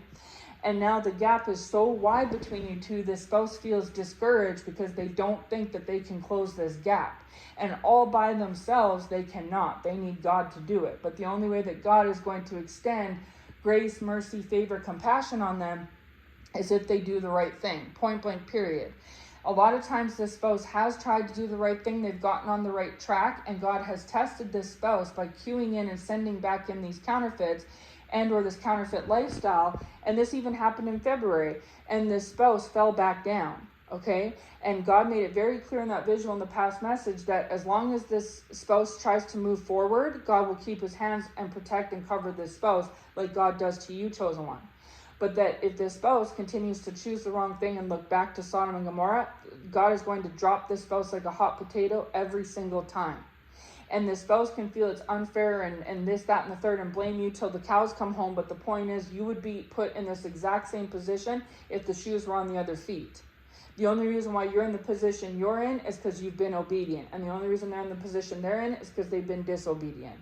Okay? But like a little juvenile child, like Cain was with Abel, they don't see it that way. They see it as that it's not fair and it's not right, and they're having like a little temper tantrum. Okay? And instead of doing right and getting right, when you do good, you get good, they want to fight fire with fire and go and take the long road and the worst road and go and make a bad situation worse by running back to these toxic people and these toxic situations, okay? And because of this counterfeit has believed that because the spouse isn't coming towards you or they continue to go backwards, that they must love them and not love you. That's not true. This is a consequence. This is a punishment. And this counterfeit is starting to see this, that despite whatever is maybe they've lied to themselves and told themselves, or the spouse has lied to them and told them, they're starting to put two and two together and see that actually this spouse must have a connection with you and must care about you, and things must be a little bit deeper here than just superficial, shallow surface stuff. And they're right. But all that this has done is, instead of making them love themselves and bow out gracefully and act accordingly, it's just fueled their resentment and jealousy and anger towards you all the more. And they've doubled down on their attacks against you as well. And they've also doubled down on trying to turn this spouse against you. Okay? And so my point is, and I said this in previous messages, that if this spouse tries to do the right thing and come towards you, God gives them grace and mercy. And this is when you've probably seen them acting properly. Okay? But then the time comes when God tests them, and they're supposed to pass that test like you have. You were tested too. If they pass that test, then God's going to cover them as they move forward. More and more covering, right? Blessings for obedience. But every time that the water gets a little turned up hot and they pass, then God turns it up a little hotter. They may or may not pass again. But then God will turn it up a little hotter, like the Lord is saying about Shadrach, Meshach, and Abednego in the furnace, right? You went through that furnace of affliction, chosen one. You've already done that, where God kept turning the heat up on you, right? To test you along the way. And it was hard and difficult, but you did it. And your willpower and your threshold is stronger than this spouse's, okay?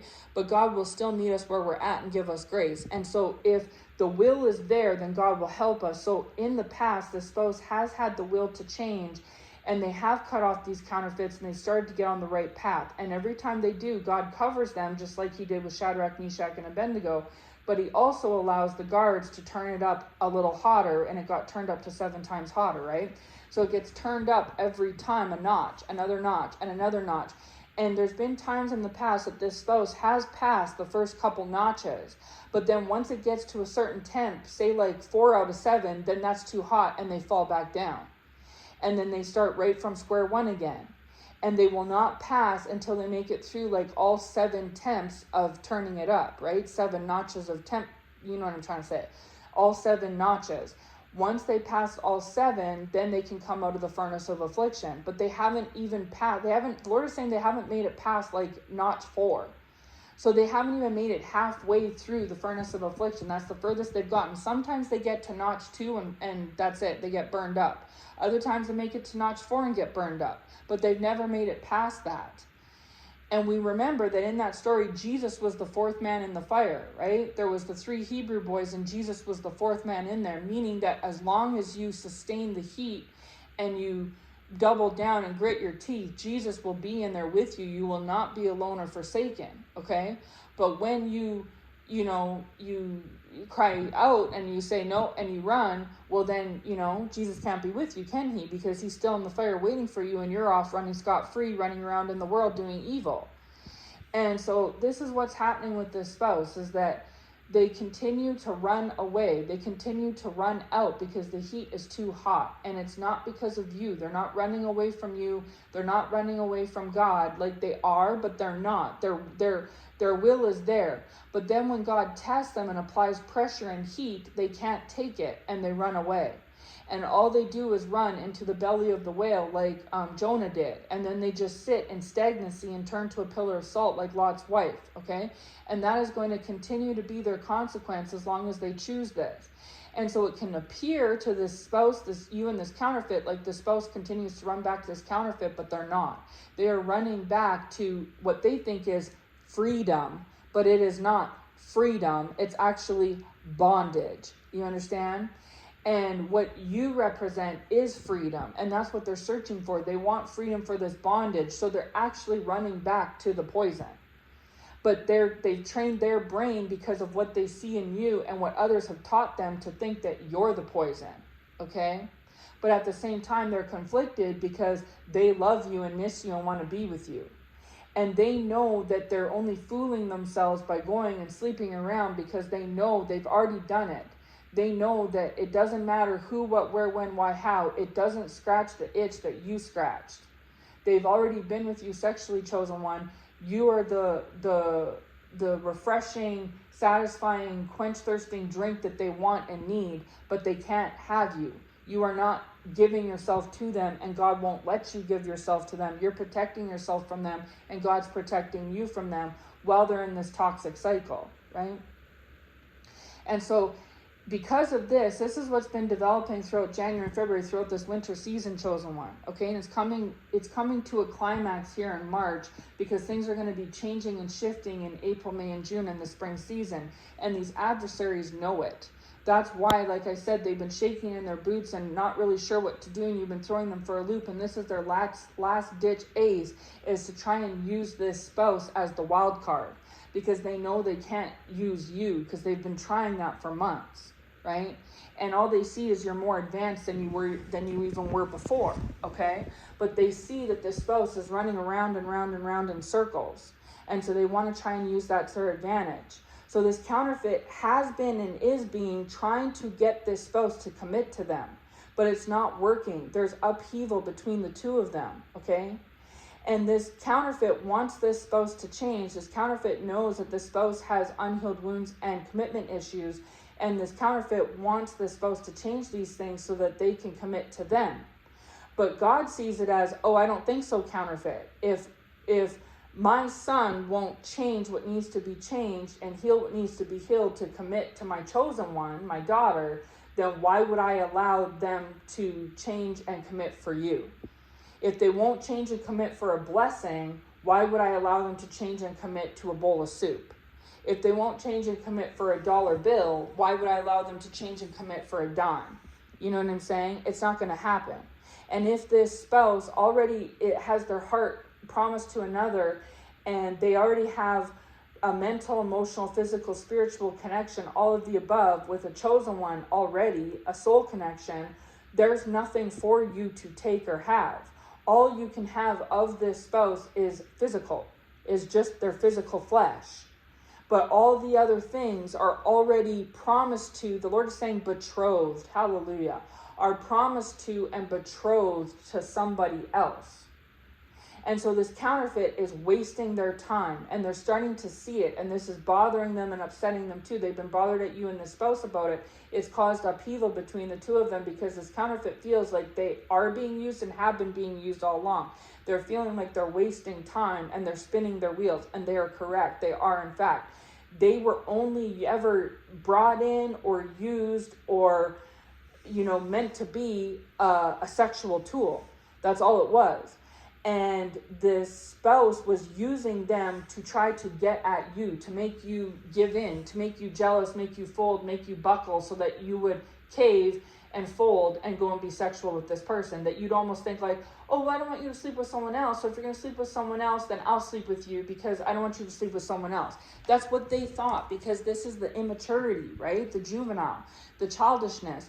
But you don't think that way, chosen one. And even if maybe you were guilty of thinking that way in the past, because maybe the spouse feels like that's how you used to be, you're not like that anymore.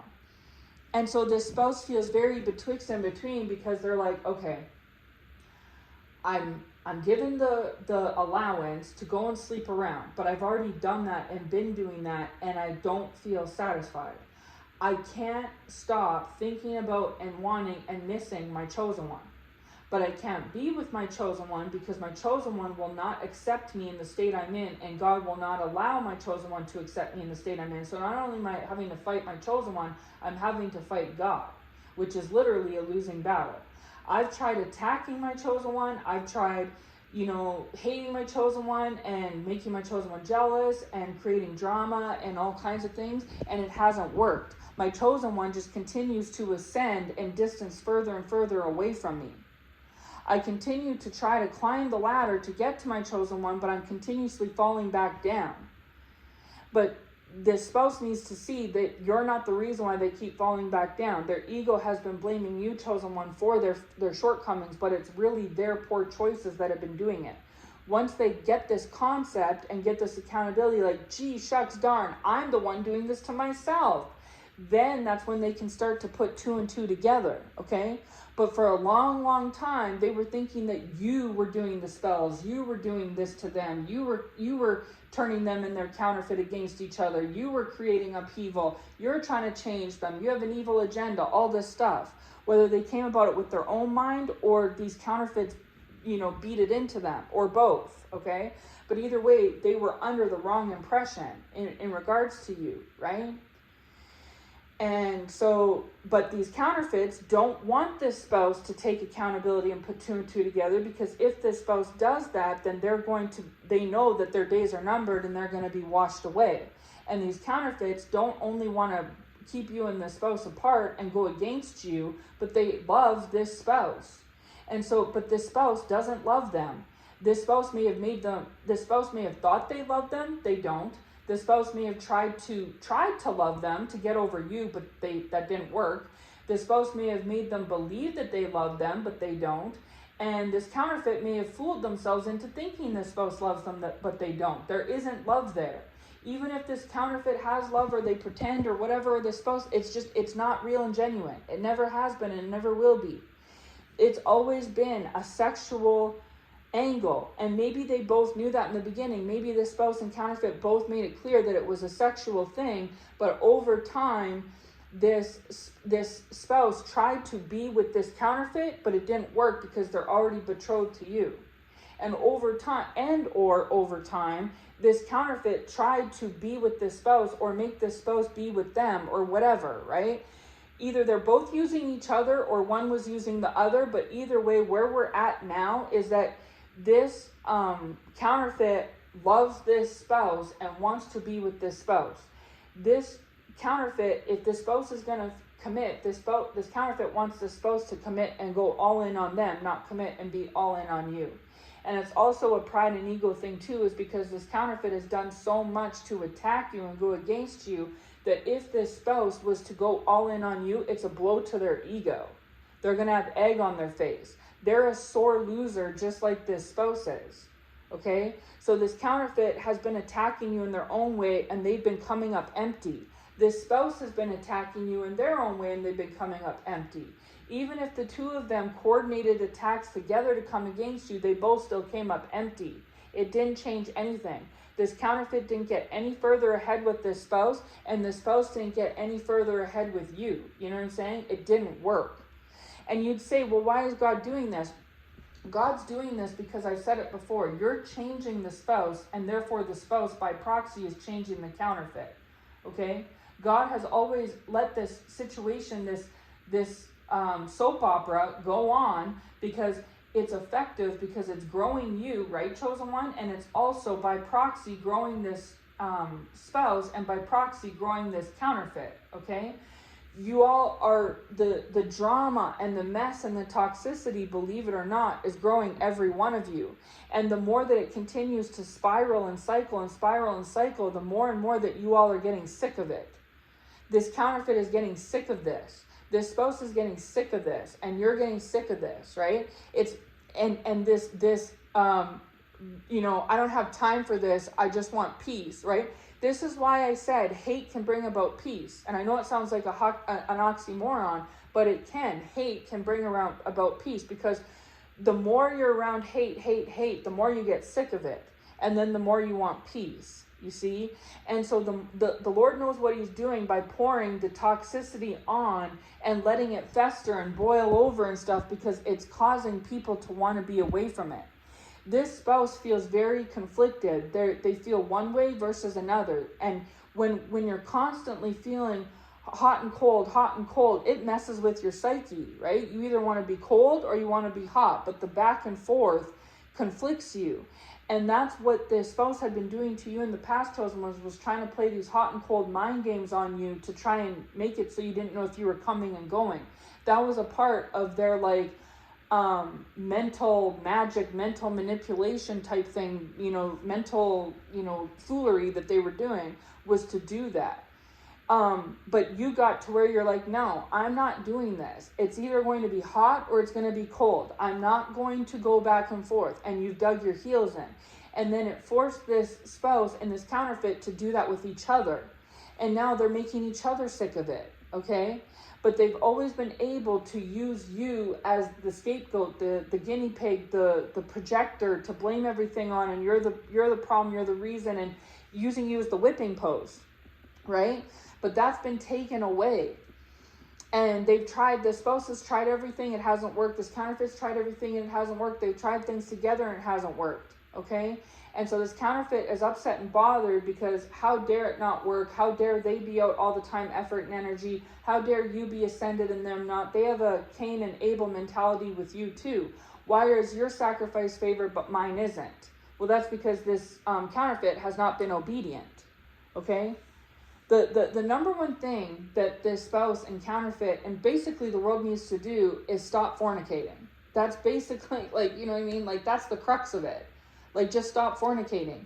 If this counterfeit and spouse are married, then they need to be together and stop sleeping with people outside of their relationship, because that's adultery and that's going to displease God, and he's going to put you all under wrath and judgment. If they're not married, then they shouldn't sleep together, because then that's fornication. That also displeases God, and that's going to bring about wrath and judgment. So if you're married, don't sleep with anyone else. If you're not married, then don't sleep together. It's very straightforward. If this spouse was just celibate and not sleeping around with anybody, then they would find that God could come and help them in a lot of ways in their situation. They would also have clearer thinking, okay? Same with this counterfeit. But because all they know what to do is work out of the 7 deadly sins of pride, lust, envy, anger, wrath, all this different stuff, then this is what you give. They're giving out pride, lust, ego, anger, wrath. They're going to get back pride, lust, ego, wrath, anger, right? And so they're giving it to each other and getting it back from each other and all this stuff, but they don't want to look like the bad guy, so they're trying to blame you. And the other thing too is that if this counterfeit is using the spouse for something, then they don't want to get caught doing that. And if the spouse is using the counterfeit for something, they don't want to get caught doing that. So this counterfeit says, well, I did A, B, C because of you entertaining the chosen one. And then the spouse says, well, I did A, B, and C because you're not the chosen one. You see what I'm saying? It's right. And not only that, they're lying to each other to keep what they're going. If this, counterfeit and the spouse have something together, right, then it would behoove the spouse to lie to this counterfeit to keep that charade going, or it would behoove this counterfeit to lie to the spouse to keep that charade going, right? And so you have two toxic people all on their own trying to be together, and they're shocked and surprised that they have a toxic relationship. Well, gee, I wonder. And then they're trying to make you toxic in the next chosen one. They're trying to make you toxic too. And it's not working. And this is making them more toxic because they're upset and bothered that they're toxic and you're not. Okay? And so this counterfeit in the past it's felt like, well, if I can't have him, neither can you, is that if he won't commit to me, then I'll be damned if he's going to commit to you. He's not going to change for you. He's not going to commit to you. He's not going to do all these things for you. I'll do whatever I can to stop that from happening.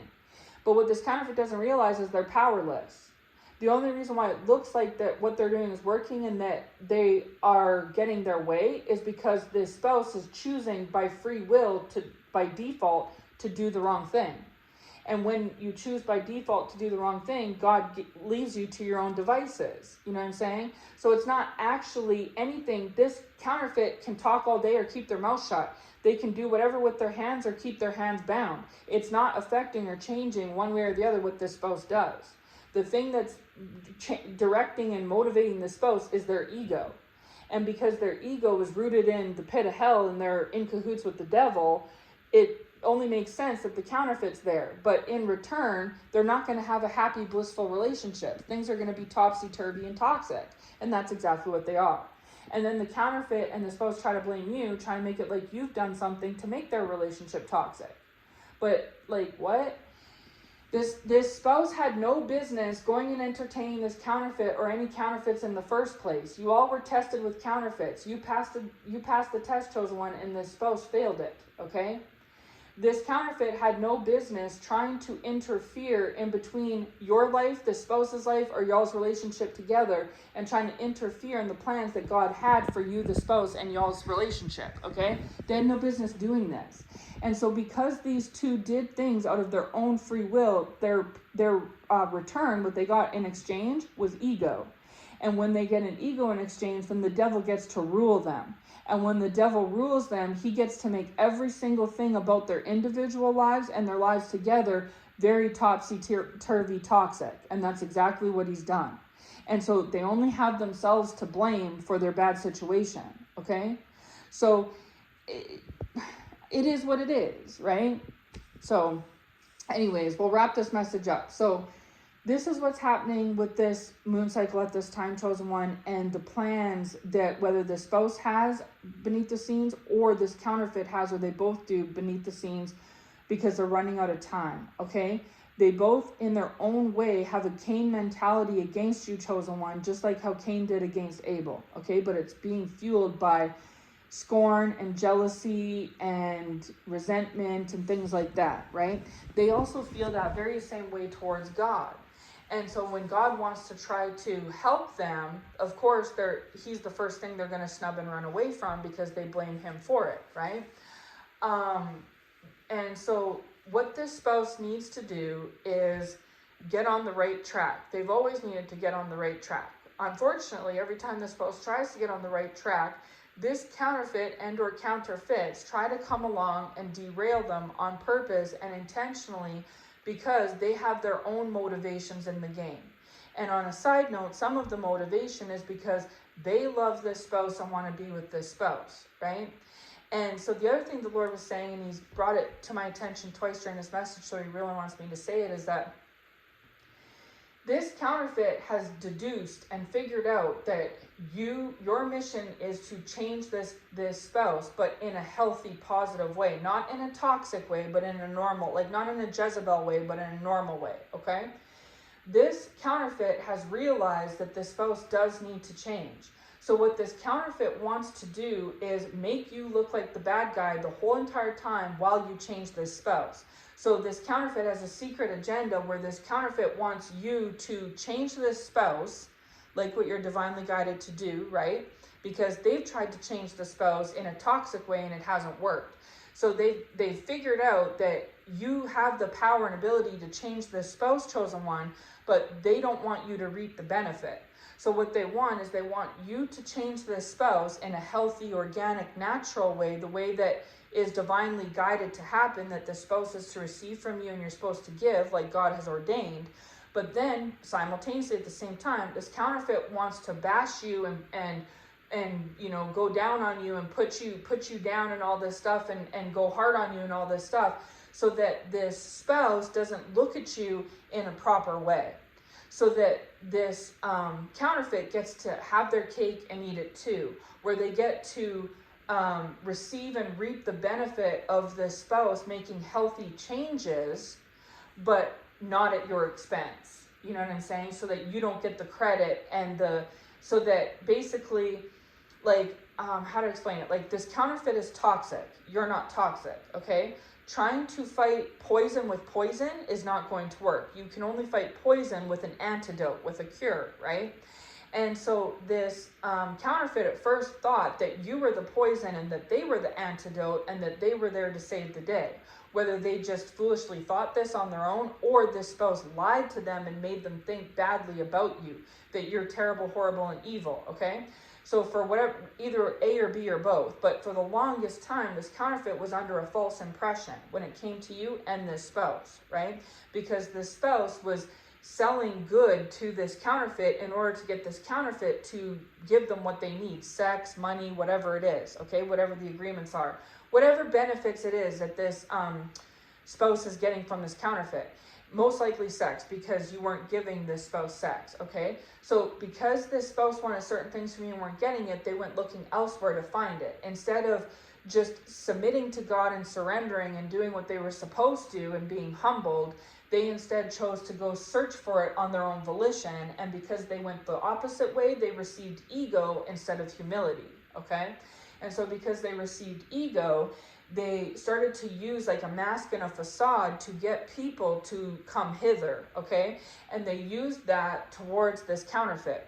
If they went to this counterfeit and said, hey there, I have a reprobate mind and I've been turned over to the devil and, you know, God's displeased with me and I'm going to give you a false person or a false persona because I can't give you the real me because of A, B, C, D, this counterfeit may not have been interested. So instead, this spouse, and I've talked about in past words that the spouse used actually your energy in the past when they were still receiving it. They siphoned off of you and used your positive, healthy energy to attract this counterfeit and other counterfeits into their life, okay? And because they can no longer drain from your energy like they did in the past, because you're like Fort Knox now, you have this like tough threshold, they have no choice but to reveal their true selves to these counterfeits, and these counterfeits don't like what they see, okay? But these counterfeits are not in any position to judge because they themselves are just as toxic. So it's like the pot calling the kettle black, right? But anyway, so this counterfeit thought that they were under a false impression in the past. But then throughout time, they started, and research, whatever, they started to see that no, actually, this chosen one is divine, and they have been divinely guided into this spouse's life to change them, but in a positive way. So this counterfeit, at that point, when this dawned on them, when they had this realization, they should have bowed out gracefully and said, you know what, you're not who I thought you were. Things are topsy-turvy between us. I don't want blood on my hands. I'm just going to leave, okay? But that's not what this counterfeit did. Instead, this counterfeit had the same mentality as the spouse has, that instead of being humble, I'm going to run to ego, and ran head straight first into ego territory instead of humility. And then the devil gave them a reprobate mind and went, through a devilish way with them, just like with this spouse. And then that's when things really went to a turning point between the two of them, okay? Things really, SHIT really hit the fan. I know you know what I'm talking about, okay? So anyways, so that's what that was. And then this counterfeit decided, no, you know what? I know what I'm going to do. I'm going to strategize in such a fashion that I will have this chosen one change and do what needs to be done in this spouse, because I have since recognized why me and this spouse are at odds, and this chosen one is right. One of this spouse's biggest problems I now see is unhealed wounds, maybe even my unhealed wounds, their fear of commitment, rejection, abandonment, maybe even my fear of commitment, rejection, abandonment. They have a sex addiction, maybe even I have a sex addiction. I'm now seeing that we are compatible, but in toxic ways. I have tried to change myself, but I can't because I'm toxic. So it's a toxic person trying to change a toxic person. I've tried to change the spouse, but I can't because I'm toxic. So it's a toxic person trying to change a toxic person. It's like Jezebel trying to change Jezebel. It's not going to happen, right? So, and I've tried to go to God, but he's not receiving me because of all the blood on my hands and the way that I am, right? Because I'm in an ego reprobate mind like the spouse is. And so we can't change ourselves or each other, and we can't go to God. So what we're going to do instead is, this is the counterfeit anyway, allow the chosen one to do the dirty work, right? And then that way I'm not interfering with God's plan.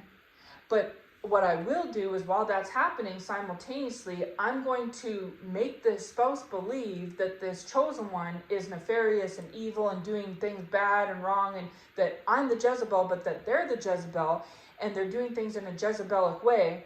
And then when the spouse does start to change, I can look like the hero savior and that I'm the one that did all the dirty work, and then make the chosen one look like they're the bad, terrible, horrible person when they're actually the one that did the work, right? You know what I'm trying to say? It's something to that effect. This is what the counterfeit has decided, came up with the conclusion of what they want to do. And so God said, no, that's not going to happen. And so he pulled the rug right out from under this counterfeit with this plan. And so now what's happened is that either the spouse is not changing for this counterfeit, so this counterfeit is still stuck with Jezebel because they're Jezebel stuck with Jezebel, or this spouse is starting to change, but this counterfeit won't get any credit for it, okay? There's no way that God is going to allow this spouse to change like what God intended, but have you look like the bad guy in the end and have this toxic Jezebel counterfeit look like the hero. It's not going to happen. So they've learned pretty quickly, like they've learned now that little plan hasn't worked and will not work, okay? So because of all this different stuff that I've talked about for the last hour and 45 minutes, this is what is causing this counterfeit to attack you in the past, attack you in the present, and want to attack you in the future, okay? All of this. This is what's causing this spouse to attack you in the past, want to attack you in the present, and want to continue to attack you in the future, okay? But the truth is that it's just a mess because you're not entertaining any of this. This is all beneath you, chosen one. It always has been and always will be. The only reason why the Lord gives me the download and has me come to say it is so that this can be confirmation for some of you that have received this, if this is your message, right?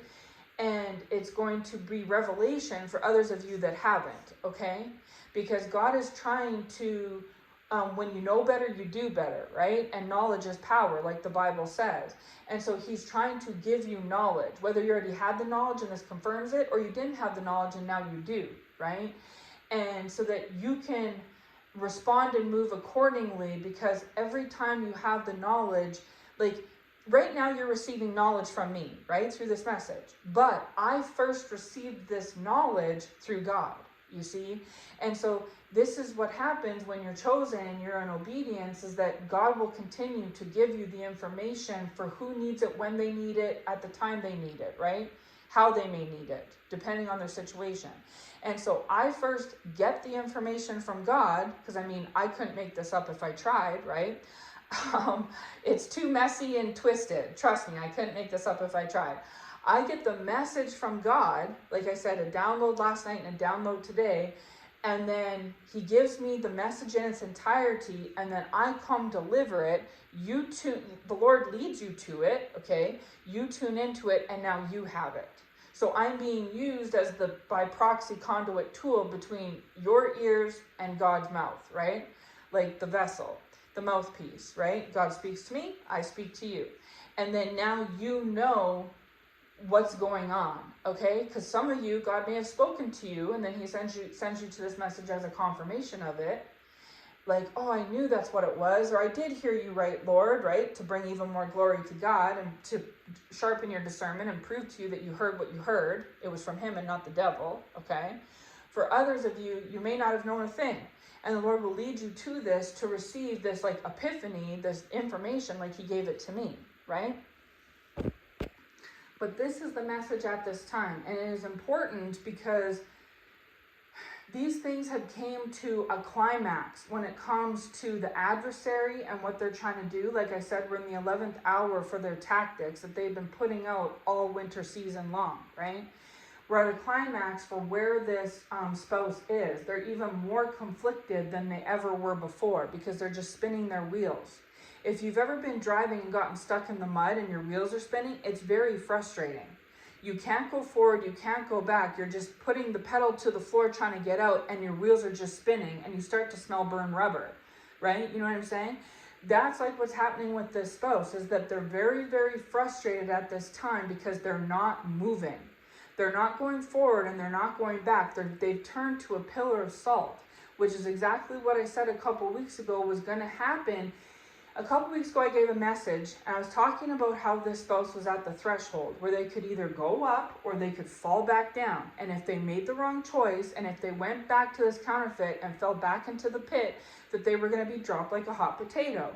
And not just by God, but that you were going to be in tandem with God by pushing them down with your foot, which is your way of trying to say, it's a metaphor for trying to say, no, you know what I mean? I'm not having this. Go back to the streets type of a thing, right?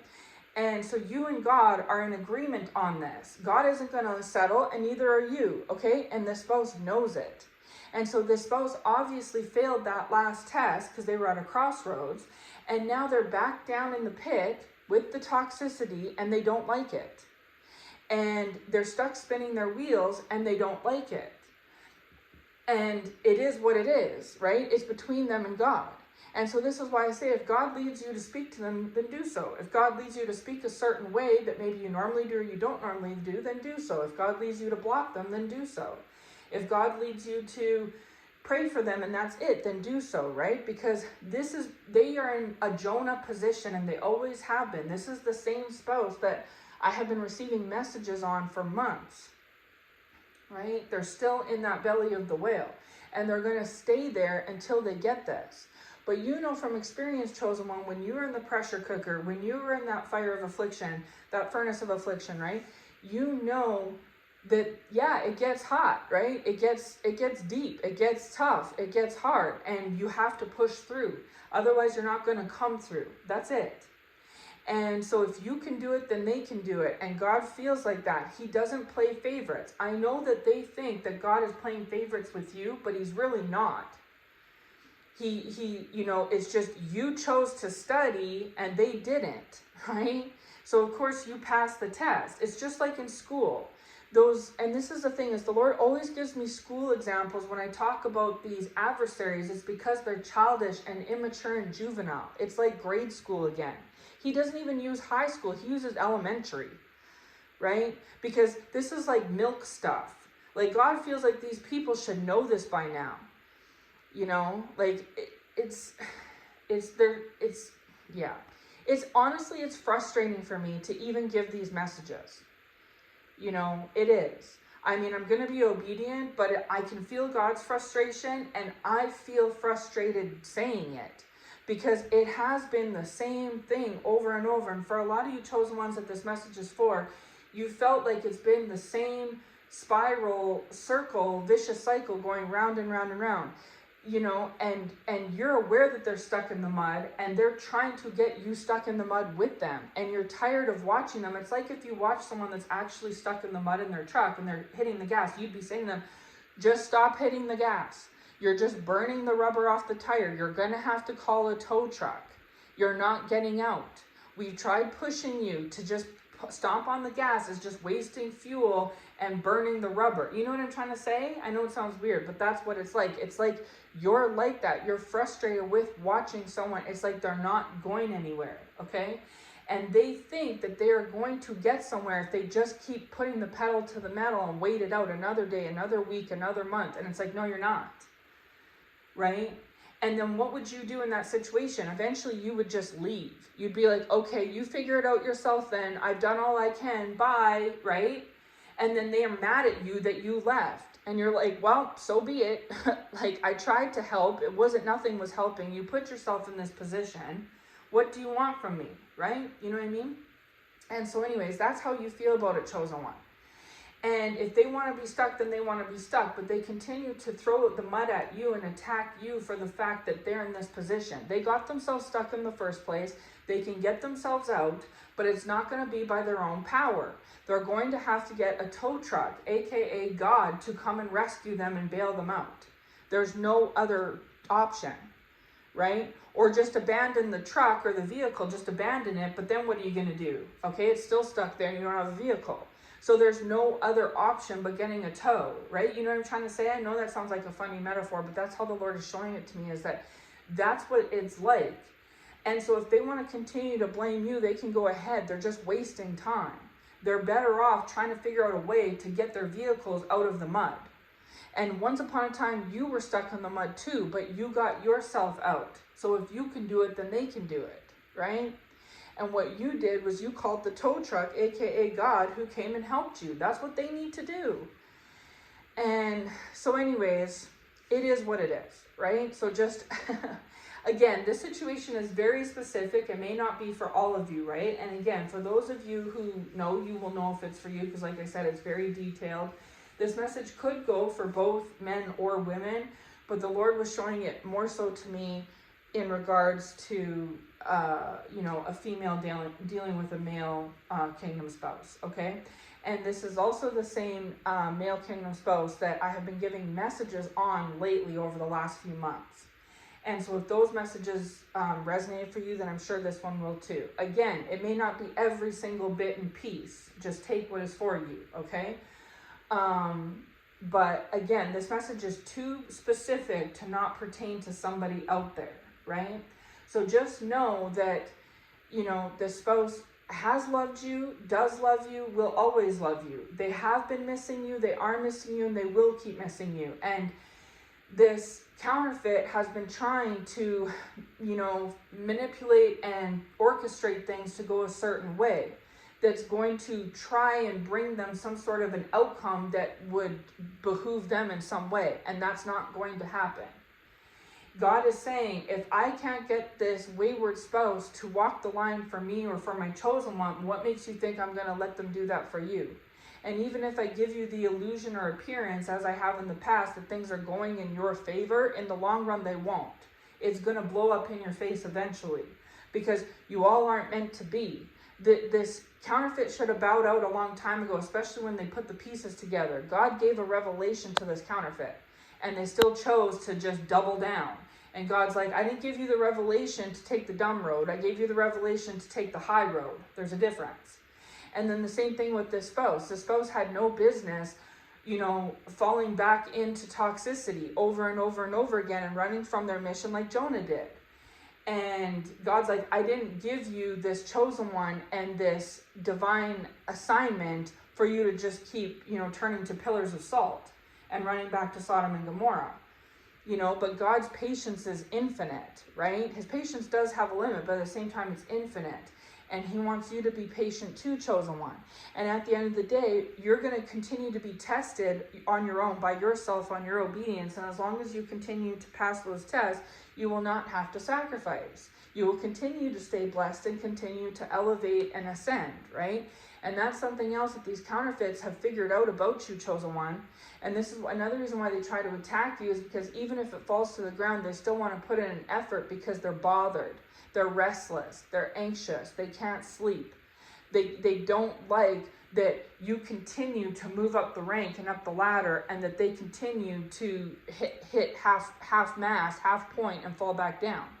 They don't think it's fair. They don't think it's right. They don't think it's appropriate. But God says, I don't qualify, or I don't call the qualified, I qualify the called. Hallelujah, right?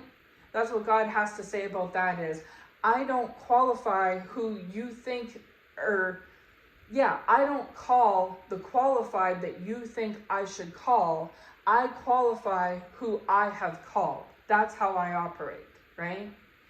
And so it doesn't matter what the spouse thinks or these counterfeits think about you or the spouse. You are the two that God has chosen, right? And like God always gives me that scripture that he will leave behind the 99 to go after the one, in the prodigal son. And even with Jonah ended up doing the assignment for God in the end. right? He may have done it begrudgingly, but he still did it. And did he receive all the blessings and favor that he could have, should have, would have received? No, he didn't, but he still did it. It was still done in the long run, right? Because God's way will always happen, okay? But yeah, so anyways, this spouse is wasting their time trying to attack you, chosen one, but that doesn't mean that they may not. And it's simply because they are upset and perturbed and bothered with their life, how things have went, how things have turned out. They've discovered that things have blown back in their face. And they don't want to take any blame or responsibility for it, but that's in fact who is responsible is themselves. And they have blamed you for things for a long time, but they're starting to see that no matter what they do or no matter how much they blame you, it doesn't change or stop the fact that they keep taking the wrong way and things keep blowing up in their face. And so they may feel very triggered right now because of the wrath that they're under and the judgment they're under from God of all the things that are turning topsy-turvy in their life. This may have them on a hair trigger, right? Where the littlest thing could set them off. But this is why you're not a part of that, and God doesn't want you to be a part of that. You know, you don't need to worry because you're protected and always will be, okay? But it's coming to a head. It's coming to a climax. All pots will eventually boil over if left, simmering long enough, And this spouse, it needs to get to this point because this is what God feels is what's best and required and necessary to bring this spouse to the end of themselves. And for them to see the truth of themselves, this counterfeit, you, God, and see the truth of everything and put the right pieces where they belong. No more putting wrong pieces in wrong spots and calling it good. You know what I mean? And then the same with this counterfeit is this counterfeit needs to see that they've were ever and will ever only be used as a tool by God in this situation. They may have their own, divine plan, calling, agenda, journey that the Lord has for them, but they're never going to find it as long as they are shown the truth and they continue to run back, right? They're just as guilty of running back to Sodom and Gomorrah as the spouse is. And so they feel like God's playing favorites or he's this way or that way and none of the above is true. Even the chosen ones will have this fate meet them if they continue to run back to Sodom and Gomorrah, right? I mean, the exact same thing happened to Lot and his wife. The angel spared Lot and his wife, and the angel was very clear and said, do not look back. Lot didn't. He was obedient, but the wife did and was disobedient. He didn't turn to salt, but she did. You see, you and your spouse were spared, chosen one, okay? You were given strict instruction to not look back. You didn't look back, so therefore you were blessed and favored like Lot. But your spouse looked back like Lot's wife did and turned to salt. And now they want to blame you for that. But, oh well, right? So, anyways, this is what's happening with this. This is what's been happening throughout this winter season. This is what's happening throughout this month of March, okay? Like I said to y'all yesterday, they're trying to utilize what's left of March and the season and these moon cycles, and they're trying to use the spouse as the bargaining chip, okay? Some of you may have known this, some of you may not, but now you will with this message. And just continue to, pray for them, do what God leads you to do, pray for yourself, pray for your, all those are in your orbit, chosen one, yourself, your children, your home, whatever it entails. God will continue to protect you and cover you. And this is required and necessary for them, okay, for the spouse and these counterfeits.